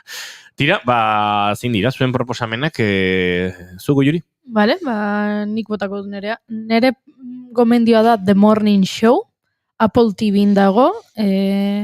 Apple TV ez da gehien aipatzen dugun plataforma, agian Netflix eta HBO eta gehiago aipatzen ditugu, baina nik Apple TV'n dagoen The Morning Show gomendatu nahi dizuet. Aipatu izan dugun, noiz edo noiz, 3. denboraldia duela gutxi, duela hilabete pare bat estrenatu zuten, eta horixe gomendatzera natorzeazki, 3. denboraldia, uste dudalako agian telesaiaren denboraldi onena dela. Eta hori ez da askotan gertatzen. Baina uste dut 3. honetan, ez tekit, bete-betean asmatu dutela. Morning Show, zer da Morning Show? Morning Show da telesail bat, protagonistak dira Jennifer Aniston, denok ezagutzen dugu Friendseko Rachel, delako adibidez, Reese Witherspoon, una rubia muy legal, edo en la cuerda floja, edo horrelako pelikulengatik ezagunena, eta Steve Carell. Haian gehiago, The Office engatik ezaguna. Kontua da, The Morning Show dela, telebistako magazin bat, telebistan goizean ematen duten magazin bat, oso audientzia ona duena. Aurkezleak dira Jennifer Aniston eta Steve Carell. Nola hasten da telesaia? Steve Carelli egozten diote sexu abusuak, eta hainbat lankidek salaketak jartzen dituzte Stephen aurka. Orduan Jennifer Aniston bakarrik geratzen da, eta pixka bat koste egiten zaio, batetik bere lankidea izan den, 20 urtez bere lankidea izan den pertsona hau batean badela erasotzaile bat, ez? Eta askotan aipatu dugu zer erresa den esatea, ez? Erasotzaileak seinalatu egin behar direla, eta salatu egin behar direla, baina batean denean zure lagun mina, ez? Eta 20 urtez egin duzute telebistako saio bat elkarrekin, eta antzadenez zuri ez dizu ezer egin, baina beste emakume batzuei bai, eta hori zezaila den hori salatzea, eta egoera horri aurre egitea. Horrela hasten da lehenengo denboraldia. Jennifer bakarrik geratzen da, eta Reese Witherspoon hartzen diote, dala beste kazetari bat, eta elkarrekin egin behar dute orain telebista saioa, eta ez dira oso ondo moldatzen. Lehenengo denboraldiak pixka bat hori du, ez? Abia puntutzat, eta historia nagusia hori da. Jenniferren pertsonaiak nola kudeatzen duen bere lankidearen sexu eraso salaketa hori, beste lankide berri bat izatea. Bigarren denboraldian, COVID-a dute izpide, eta asko gustatu zitzaidan nola landu zuten telesailean COVID-a. Ze telesaile askok eta pelikula askok egin zuten COVID-a existu izan ez balitzu ezela. Eta autu hori guzti zilegi. Ados gaude. Egunerokotasunean bizitzen genuen COVID-a zertzen, eta oraindik batzuk ere somatzen dute, eta egian telebistan ez genuen COVID-a ikusi nahi, ez? Telesail bat edo pelikula bat ikusten duzunean. Baina, hauek egin zuten, benetan hartu COVID-aren kontu hau, eta bigarren denboraldian hori txertatu. Nola eragin zieten beraiei, ikusten da lehenengo ataletan nola albiste bat ematen ari dira New Yorkeko parke publikoen inguruan, jolastoki publikoan, eta ikusten da dira umeak txupatxusa elkarbanatzen, eta ikusleari arrotzak egiten zaizkion jarrera batzuk. Eta gero daz pixkanaka esanez, eta bapatean COVID-a, eta bapatean hau gaixotu da, eta bapatean etxetik egin behar dugu telebista saioa, eta bapatean hau eta beste, horri buruzkoa bigarren denboldaria, eta 3. aldiz da, COVID-a pasada, 2 urte pasa dira, eta estudioetara bueltatzen gara.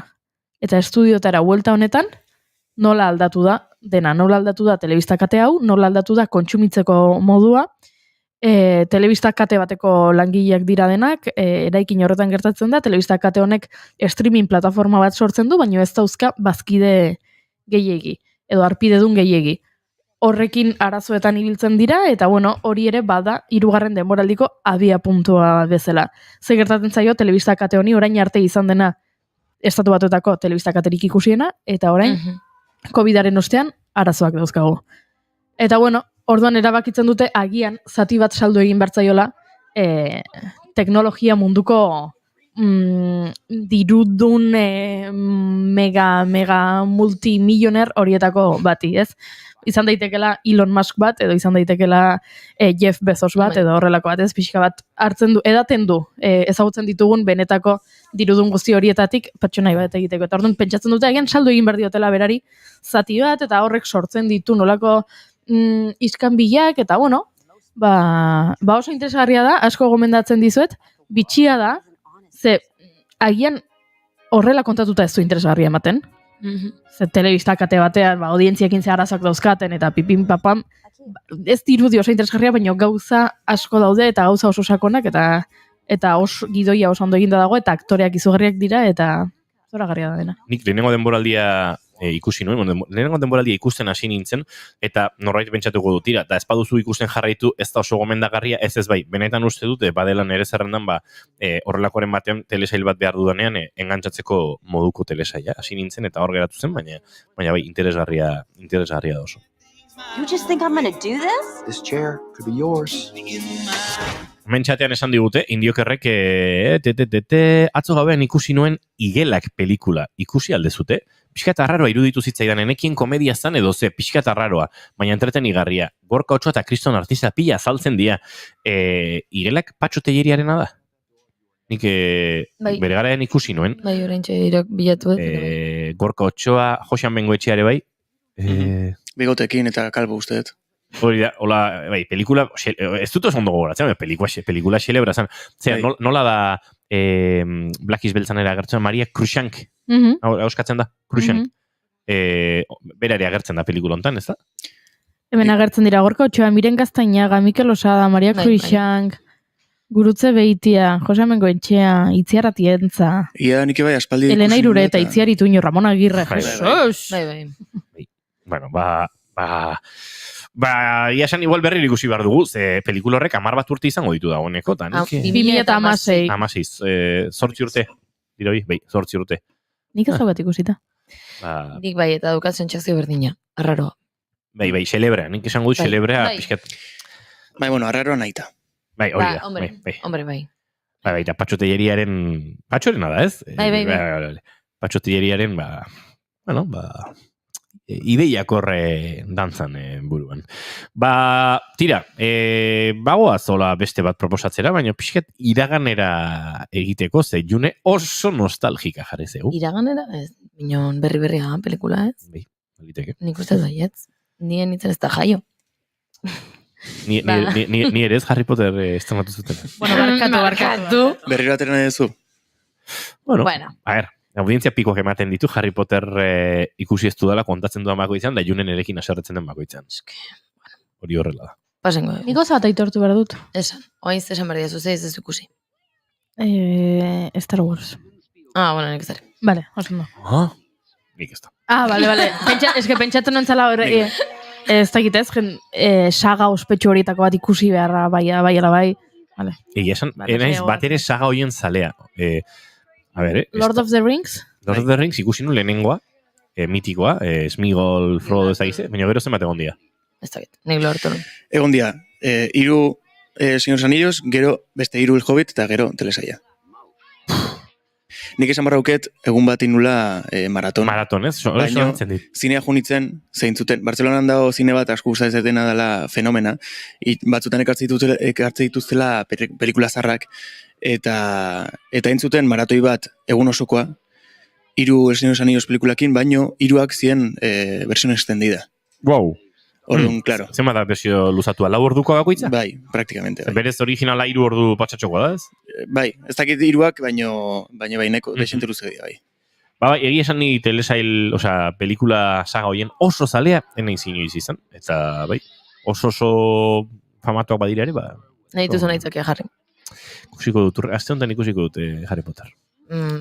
Tira, baina zure proposamena zeinen kontatu beharko diguzu, hemen trailerra atzian entzuten ari gara, baina... Ni manolitzeiten aizen eta ni trailerra behira. Gaina, gutxi nahi zeiteona eta... Nintzen gogoratzen Spielbergen pelikula badala. Bai, Steven Spielbergen pelikula da, The Goonies pelikula. Eta, bueno, nik uste ezaguna dela, ez, eta gehiengoak ezagutzen dula.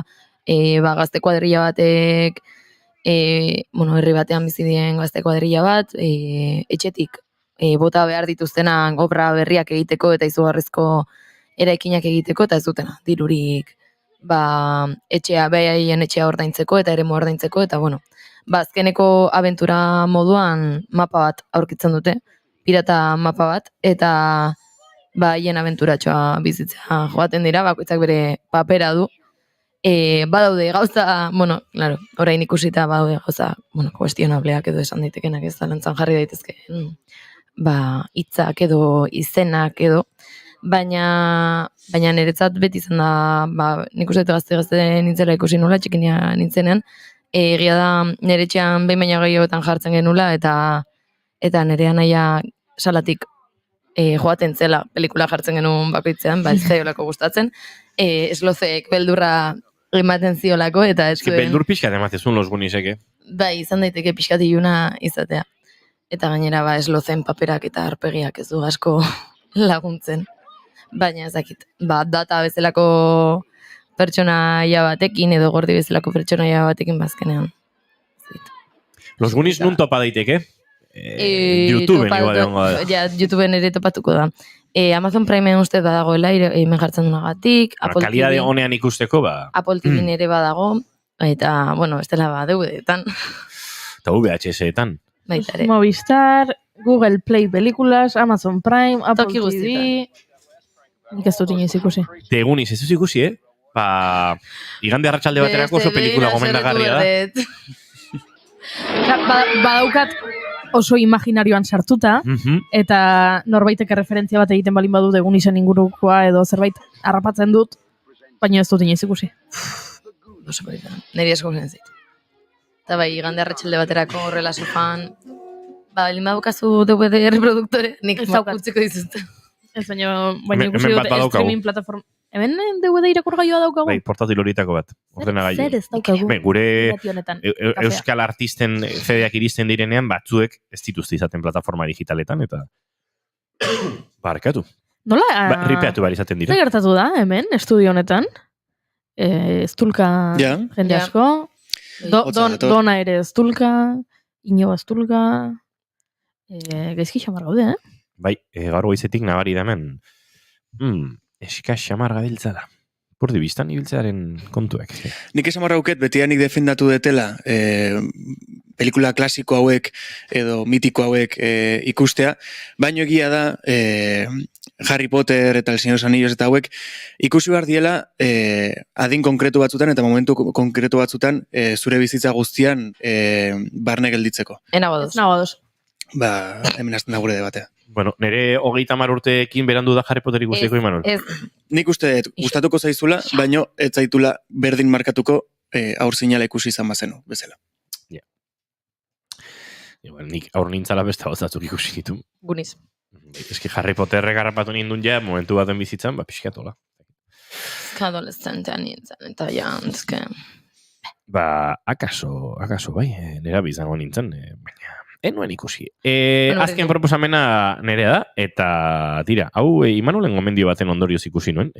Eman ezken nuen gomendio baten ondorioz, esan zidan, jo ikusi alduzu hau, eta ez da egitko jurizukeri ikusi duzun, edo zujune, Las Chicas están bien, joan den azten ipatu genuen Goya sarietarako zuzendari berrien izendapena jaso zuelako, bere zuzendariak, eta bueno, ezin esan ezakegu pelikula euskalduna denik, baina, zuzendari euskalduna, Itxaso Arana, aktoren artean Itxaso Arana bera, eta Itziar Manero ere hortxe daude, eurekin batera Elena Ezkerro, Irene Eskolar eta Barbara Leni, ustut, elenkoa zoragarria dela, igual pelikulako gauzarik onena 5 aktore hauen interpretazioak dira, baina historia bera oso historia goxoa da.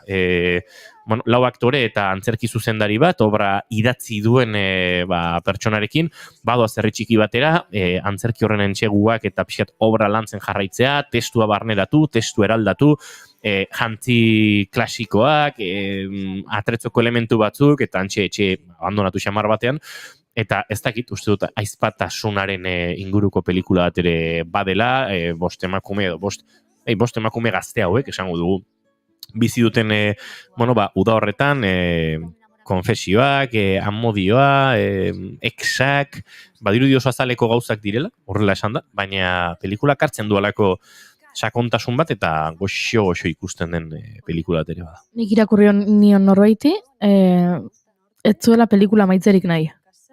Hain goxo sentiarazten zaituela, esaten duzula ez da dia amaitu. Badoaz ondoko herriko festak dira eta zetxea dago ez zer ezaren erdian ez.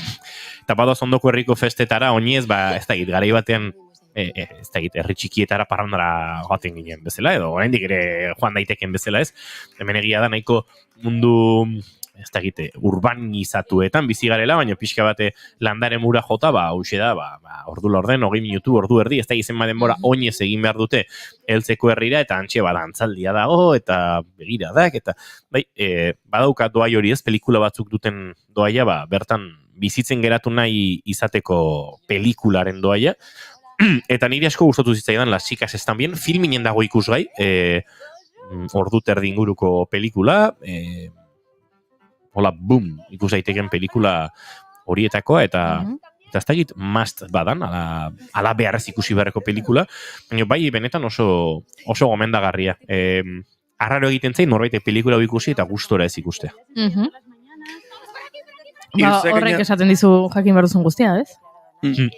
Irtzea gaina must bat izan daitekela gaur egun hain infosikatuta gauden garai hauetan, itzoi, ez dakit, igual Merina Grisen abesti bat etiketzen dut, baino. Infosikatua? Bai.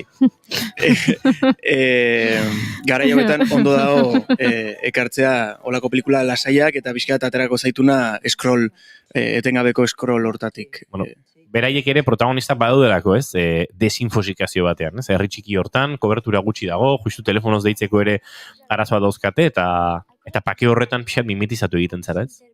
Mateunez ez zaizue asko gustatu ditzan, me encantó, lehenengo aldin entzun nuen, baina... Baina kontzeptua existitzen da, ez? Baina, espero zenun... Txalo espero zuen.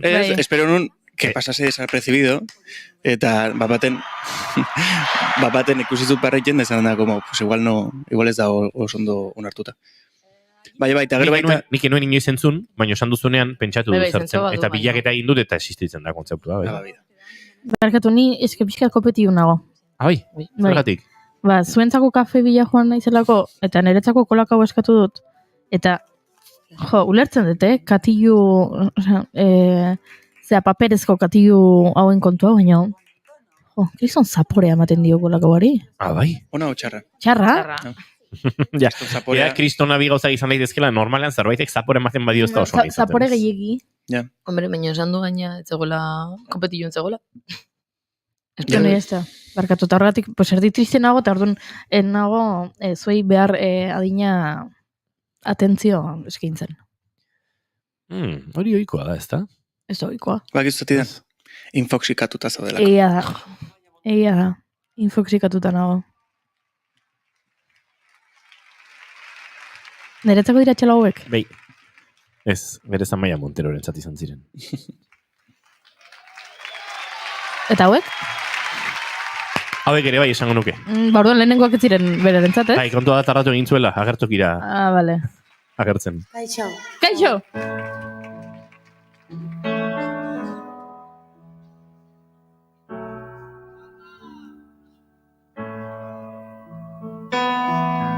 Hemen gaude, ta postutzen naiz, ta ziur zure aita ere bai.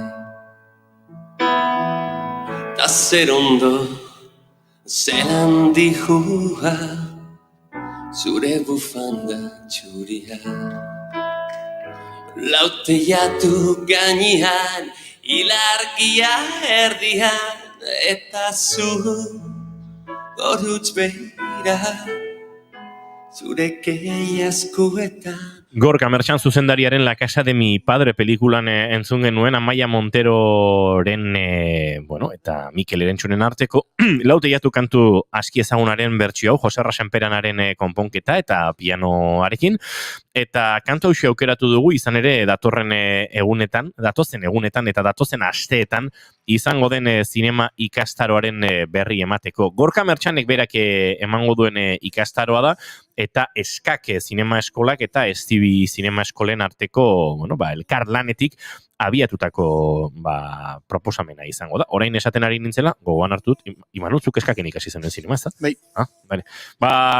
Tira, pixkat ona ekarri dute, hurbildu eta gerturatu egin dute, 125 orduko prestakuntza programa. Zinemako ikasleentzat izan daiteke, jardunean dauden profesionalentzat ere bai, eta ikastaroak, zuzendaritzaren eta narratibaren oinarriak betetzen ditu ikusentzunezkoen esparruan, gidoian, filmaketan, postprodukzioan, eta orokorrean ikusentzunezko proiektuetan zentratzen da ekipamendu eta software espezializatu barekin.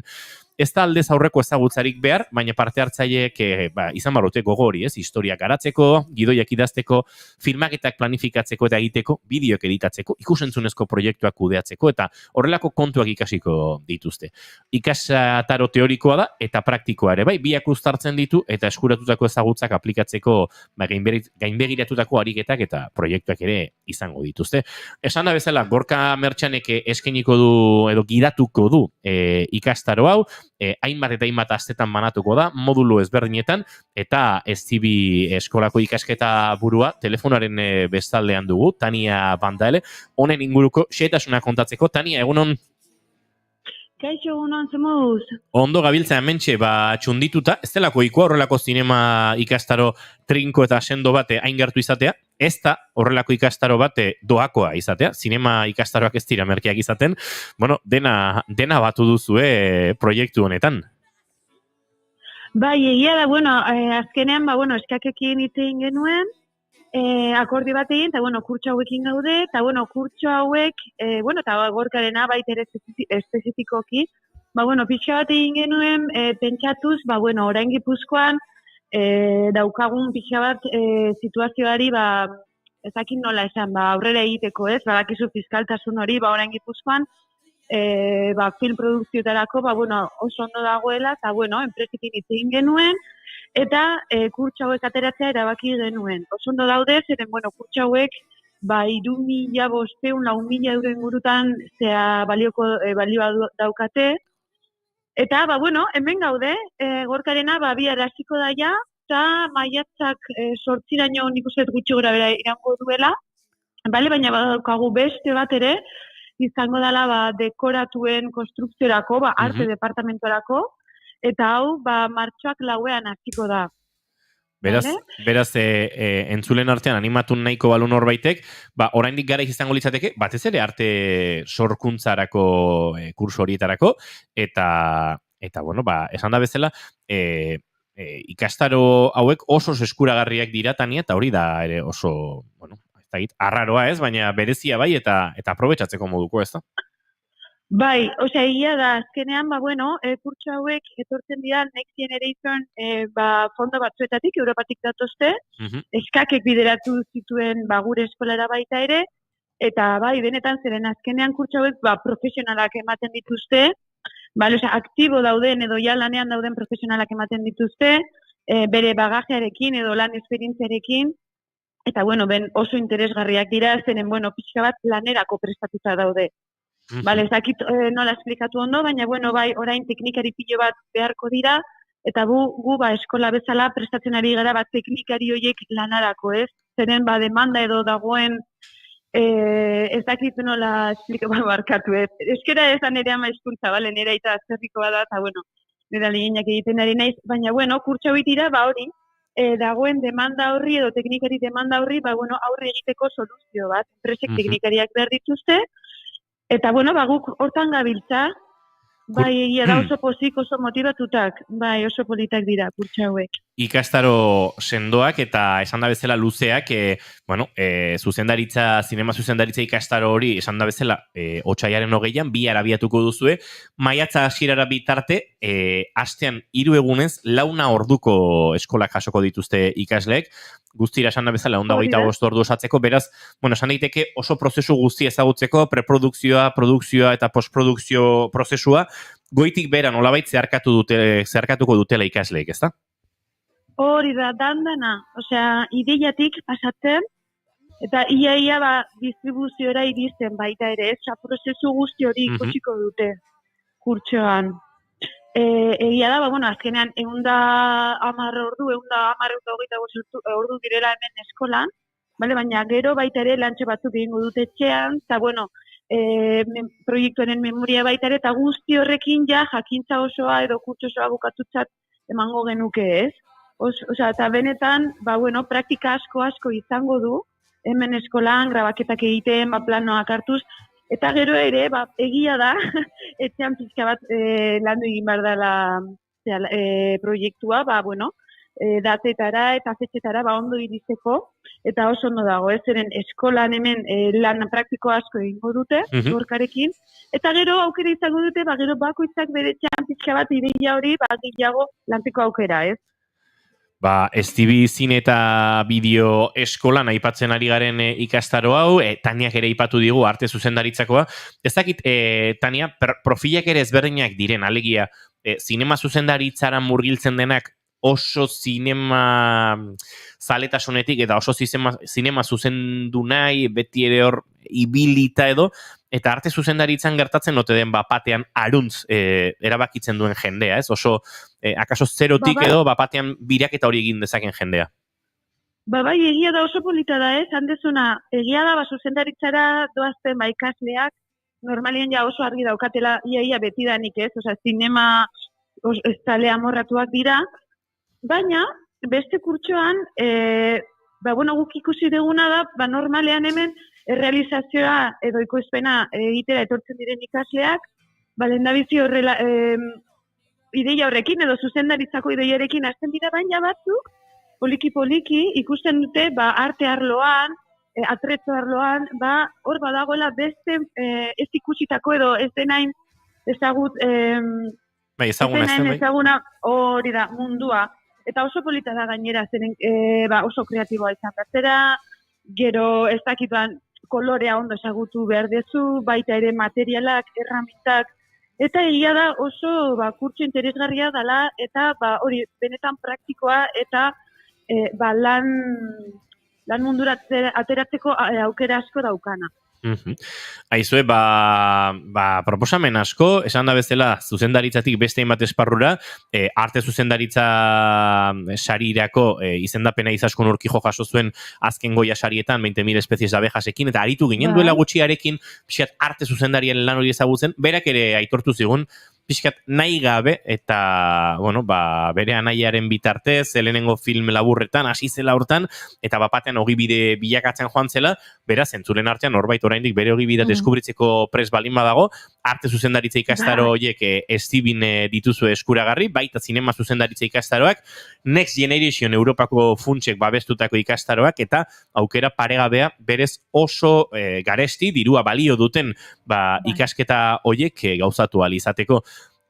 Tania, eskerrik asko, informazio guztia estibiko webgunean, estibi.com topatuko dute, eta antxe ere telefonoa edozin zalantza argitu nahiko balute, ez da?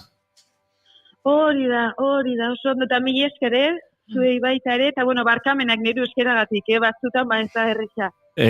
Tania, zure euskerarekin gu oso konforme, egia esan, zora garriari zara, zer horrek esan duzulako arazoak zenituela, zeguk ez ditugu nabaritu, beraz, behonde izula, eta eskerrik asko euskal edabideetan ere, euskera zaritzeko esfortzua egin baduzu, orain badakigula egin duzula, eskerrik asko hori ere egiteagatik, Tania, izango dugu elkarren berri, eta izan dezatela arrakasta asko ikastaroek. Bai, hori espero dugu, eta mila esker, eta ondo segi, Zaindu asko, agur! Vale, agur.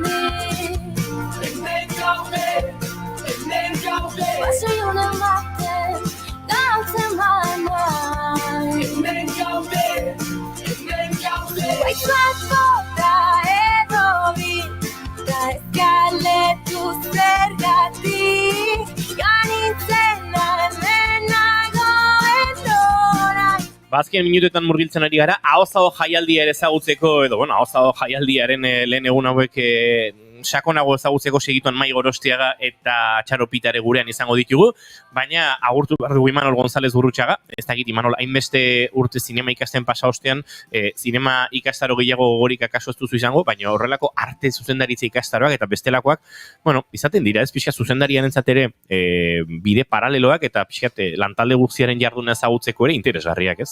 Bai, eta Euskal Herrin hori, beak aipatu duen bezala, bai Euskal Herrin eta bai mundu mailan haidia lan baldintzako betzen, haidie produkzio gero ez eta gehiago egiten, eta Euskal Herrin haidien incentibo fiskal eta kontu guzti hauekin baita erakartzen haidia produkzio gehiago eta teknikari gehiago behar ditugu baita. Beraz, aukera paregabea, estibik proposatu digun hau. Imanol González Gurrutxaga, aste batzutan hemen irratian etzek jogu entzungo, zure atzerrira zoaz, baina tira, laiztera arte. Berdin. Eta guk aurrera egingo dugu, hementxe bigarren kafean.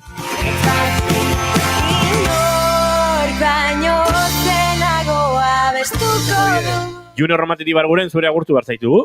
Bai. Zaindu asko eta datorren astera arte. Igual lehenago. Agian lehenago.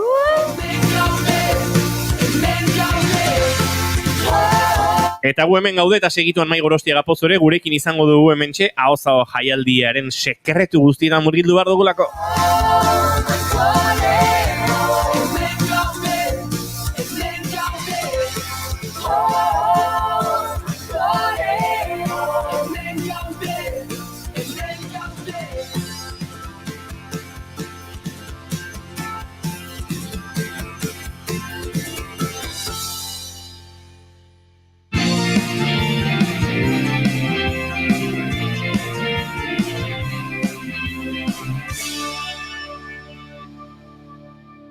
Bigarrenak ez direlako beti okerragoak. Bigarren kafea.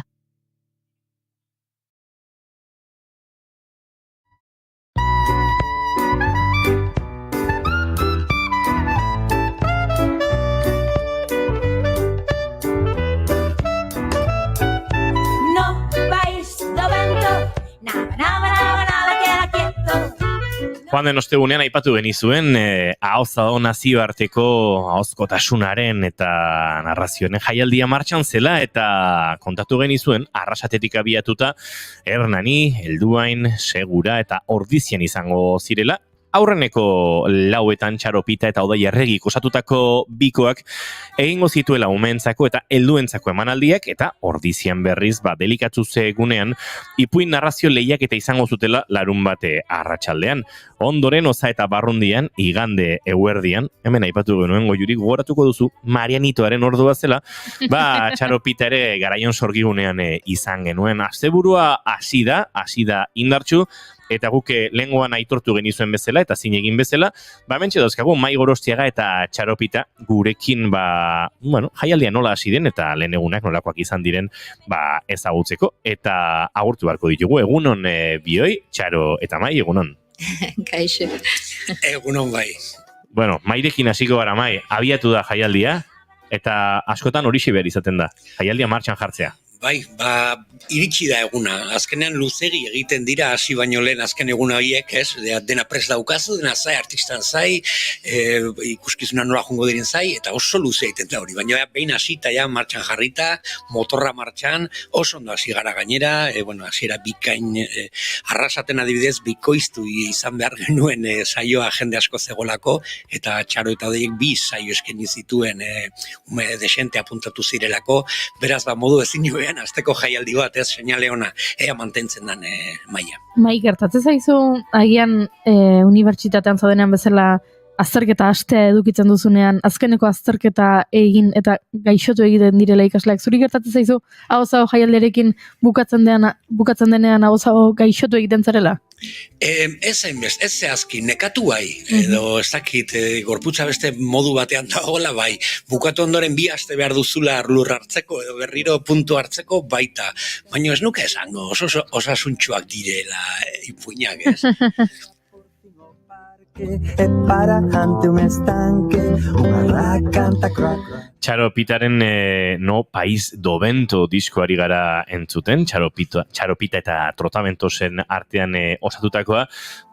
Galegoz egindako kantuak Galiziati datorkigulako gaurko gonbidatua Mai, eta hausi izan delako, aurreko asteetan ere aipatu izan dugu, ahozao jaialdiaren nazioarteko ordezkaritzaren lehen adibidea, eta honekin abiatu duzu, esan da bezala, ahozao nolako izan da, eta aurreri guzu, konta guzu norden Txaro. Azteko Txarorekin privilegio izan nuen, berarekin aktuatzeko Okourelen, Galizian, Atlantika jaialdian. Aipatu nuen, maite duten, Okourel maite dudala, zute handia izan zuten, eta berriro aipatu genuen. Bertan, Txarorekin, elkarrekin egin genuen ikuskizun bat, eta kimika sortu zen, izugarri narratzaile osona da. Galizian badauzkagu horrelako erreferente handia, Kiko Kadabal, Paula Carballeiro, Celso, ezakit, badaude artista puska eta Txaropita beraien barruan. Badaukagu bai tolosar bat Galiziko ipuin kontrolaria dela, Larraitz Urruzuno, Txitxongilok eta ipuinak nazten dituela, eta urten ematean ekarri beharko dugu berriro etxera Larraitzi. Eta apostua egin genuen, Txaro libre zegoen egun hauetan, eta gozada bat da ikustea bere estiloa, hainbeste urte eskarmentuko artista, idazle, musikari, eskertzekoa horrelako figura izatea gure jaialdein beti. Nola ospatzen duzu proposatzen diezunean eta baiezkoa ematen dizutenean gonbidatuek? Ze hori ospatzeko modukoa da? Egia da, askotan botatzen duzu deialdi edo gonbidapena eta ezin dute kanpo, eske Ego Amerikara noa, eta alde batetik ez du, ze ondo ka Ego Amerikaz, baina ez alde dize pena nire jaialdira esatu zego, aurreko urtera, batzutan izten dugu igual 2 urte lehenago, edo horrelako, edo libre zaudenean abixatu, hemendik pasa bazara abixatu, eta bai ospatzen dela, eta gero iristen danean, benetako ospakizuna dator bai. Txaro, egunon zuri ere, eta galdetu dizugu, amonatxoak, eskerrik asko, Igor, Magia, zure lanetako asko euskaratuak izan dira, lau liburu hauek, zehazki, Euskal Herrian besteetan ere aritutakoa zara, bueno, konta iguzu, nolakoa izan den zura harremana Euskararekin eta Euskal Herriarekin pixkat kontalaritzaren bidetik edo. Bueno, a verdade é que, bueno, para min é un placer sempre estar por aquí. Egia esan niretzako placer bada beti hemen egotea Euskal Herrian. Con respecto a traducción dos libros hau euskera... Bi liburu ditut euskarara itzulita eta segulako ilusia egiten ditorrek. Que algo básico, que todos los libros aos que podamos acceder estean unas linguas. Iruditzen zait, oinarrizkoa dela, liburuak hainbat hizkuntzetan egotea denok disfrutatu ditzagun.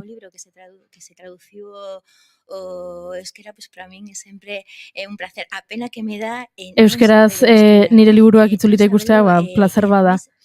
Pena ematen dit ez dakidala itzultzaia nor izan den. Facilidade que hai na península para poder estudar as linguas de Eta pena ematen dit Iberiar penintsulan ze errestasun dauden beste hizkuntza batzuk ikasteko,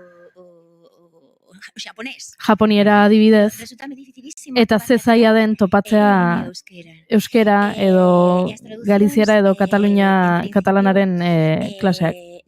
Non vos podo dicir os nomes dos traductores porque non teño aquí os libros. Ez dauzkat hemen liburuak eta itzultzaien izenak ezin dizkizuet esan, baino benetan sekulako ilusio egiten dit. Sino que tamén haxa narradores aquí que conten. Ez soilik nire liburuak euskerara itzulita egotea baizik eta baita ere egotea kontatzaileak euskeraz nire nik idatzitako historia kontatzen dituztenak. Igual que como narradora, eu son digamos o tamiz das historias, pero as historias non me pertenecen en idazle bezala kontatzaile bezala modura sentitzen dut historiak ez direla nereak, historiak guztionak direla, ez direla nireak bakarrik. Fosilizada en libros sempre son interesantes porque significa que esa historia segue a crecer de alguna manera. Historiak ez balin badaude soilik liburuetan esan nahi du bizirik daudela. Que me pon moi contenta é que teño moita relación aquí coa xente que conta historias ou que programa, é sempre... Pozik jartzen hauen beste kontu bada, badaukadala harremana hemen Euskal Herrian historia kontatzen dituzten pertsonekin eta hori oso politia da. Unha ternura, un bo facer que non podo evitar, que me horrek sortzen dit sekulako xamurtasuna eta ezin du saiestu. Levo moitos anos indo con Fira, urte asko daramatzat ona etortzen, de presentación de libros por todas las escolas. Eskoletan liburuak aurkezten, hau jaialdira etortzen. Bermeon ere egon nintzen. Creo que, y seguro que me quedan cosas que así de a primeras no me veñen. No? Eta ziur, naizela gogoratzen, baina badaudela leku gehiago. Txaro, asteburuan emanaldi mordoa eskaini duzu, aipatu ditugu, batzuk helduentzat, beste gumentzat, bueno, gero aztertuko dugu aldaketa hori, baina nolakoa izan da asteburua? Nolakoa izan da ahoza jaialdi honen hasiera? Verdade, que fenomenal, o festival. Egia esan zoragarri. Jaialdia zoragarria da. O que me gusta moitísimo tamén deste festival a versatilidade e a posibilidade de contar para públicos moi distintos. Jaialdi honetatik asko gustatzen zaidan gauza bada aniztasuna, publiko ezberdinari kontatzeko aukera izatea. Narradores que son profesionais e tamén a xente que está empezando con... Gonbidatzen dituztela profesionalak diren kontalariak, baina baita hasi berriak direnak ere. 30 anos, justo. 2024 fai 30 anos que levo contando. Ni eta 24 honetan 30 urte izango dira kontalari hasi nintzenetik. Entón, cando me chaman para dar unha charla, eu, moitas veces non sei de que falar, porque... Eta orduan deitzen didatenean hitzaldi bat emateko askotan ez dakit zer kontatu. Hainbeste urte dira. Unha narradora xa cunha experiencia pechada, sigo aberta a moitísimas cousas. Esperientzia badut, baino gauza asko dara irikita jarritzen dut eta ikasteko agotxunago oraindik. Da charla, do obradoiro, de poder escoitar, de poder falar, pero tamén de poder escoitar a xente que está no oficio. Beraz oso ilusionagarria da kontatu alizaten, ere historia kontatu alizaten, baina baita ere ofizio honetan diharduten besteenak ez zute ere. entzako lanak eskaini dituzue, askotan kontalariekin, mairekin, eta beste hainbat, eserleku hortatik igarotako hainbat kontalariekin, hau hitz egin izan dugu ez mai, zer da erabat umeentzako, pixkate elkar nahaste hori, aurrak eta helduak eta, nola bizi duzuzuk dikotomia hori, Txaro? Mira, eu creo que hai unha cousiña que ás veces no se ten clara. Eu creo gauza batzutan argi ez dagoena. Cativada, ás veces é un pouco falso, é dicir, dela ipuinak helduentzako edo umeentzako ikuskizunak, kontu faltsu bat direla. Etiketa hori faltsua dela. Que otra forma de literatura. Porque realmente esa división entre adulto e neno, pues claro, a competencia lectora, entón, aí cando tes que ler un libro sei que tes que ter moi claro a que idade vai dirixido, máis que nada, pues porque teña berezketa hori batzutan arrara da, egia da liburu bat irakurtzen duzuenean kontuan eduki behar duzula, ez? Nori zuzenduta dagoen. E eu creo que nas sociedades tribais non existe esa división, porque baina gizarte tribaletan ez da existitzen berizketa hori. Inclue a toda a comunidade. Literatura komunitate osoa barneratzen du, eta ez dituzte banatzen. Porque ao final as historias o que transmiten azkenean historiak transmititzen dutena da gure leku komuna, gure gizarte komuna, gure eremu espazio komun hori. Que están feitos para esas historias. Eta gure belarriak horretarako eginak daude. Precisa saber do que somos, mundu guztiak jakin behar du zer garen eta komunitatearen parte izan. Despois, eu creo que a hora de narrar, para min, a hora de narrar non me supón unha diferencia. Neretzako ipuina kontatzerako orduan ez dago diferentziarik helduen eta aurren artean. Muchas veces depresión social, non? Hai cosas que cos cativos non se poden falar o askotan presio soziala sentitzen duzu, ez? Umeekin ezin dituzula hainbat gai aipatu. O meu traballo como narradora, para mí non hai ninguna... Baina nire lanean, nik lan egiteko moduan ez dut desberdintasunik sentitzen. O que fago é adaptarme a ese público, mirar os egokitu egiten naiz, noski publiko horretara egokitzen naiz, begietara begiratzen diet. Dame igual. Y os públicos mixtos. Baina niretzat bost aixola helduak edo aurrak diren. Das veces que máis disfruto. Eta esan gehien disfrutatzen dudana da publiko mistoarekin, helduak eta umeak elkarrekin daudenen. Baina gaur bertan, Virginia Elbirarekin Aramaioko kulturetxean izango zarete, beste bigarren aste bat abiatzen da, eta Virginia Elbiraren atzetik ere, Aldo Mendezku Batarrarekin aste aurrera, honek ez du atxedenik, eta konta eguzu pixka bat, gaur Aramaioko publikoak, bertako kulturetxean ze biziko duen, eta zer datorren, ze helduekin hariko da batez ere Aldo, gaur Virginia umeekin, zer datorren aste honetan? Esan duzun bezala, Virginia Elbira gaur Aramaion, Aramaio parte hartuzun jaialdian, dela 2 urte, pasaden urtean utzi genuen, eta urten berriro ere, potente sartu da, umentzako saio askeniko du Virginia, eta oso ondo narratzen du Iruñarra, eta ezakit, da beste narratzailea oso gutxitan ikusten dugu igual agendatan, baino eskarmentu handikoa. Eta gero Aldo Mendezku Batarratoriko zaigu, helduentzako ikuskizunak eskaintzeko, eta ikastaro bat, guk ere ikasteko, Txarok aipatu duen bezala, gure beti formakuntza aldetik apostu handia egiten dugu, eta Aldo maixu handia ere, saiatuko gara tartetxoa lapurtzen eta bigarren kafera ekartzen. Ederra izango da, gaur Txaropitarekin aritu garen bezala Aldo Mendezekin ere aritzea, eta bide batez, eta gurtu horretik gogoraraziko diogu entzulari, gaur Aramaion arratsaleko 5 umeentzako emanaldia Virginia Elbiraren eskutik, asteazkenean arrasaten 7 Aldo Mendez, helduentzako emanaldia hau eskainiko du ordu berean 7 ostegunean Hernanin, eta Aramaion berriro, ostiralean, arratsaleko 7 ere, Tolosan berriz, berazubiko duzu elkartean izango da larun batean, baina hori gaueko 8:30 izango da.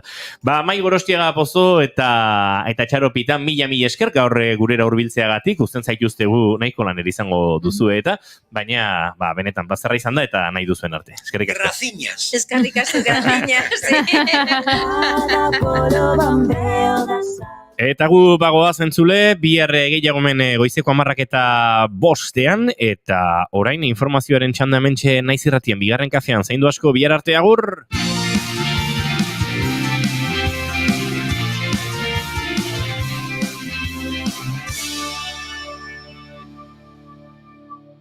Keep calm and bigarren kafea.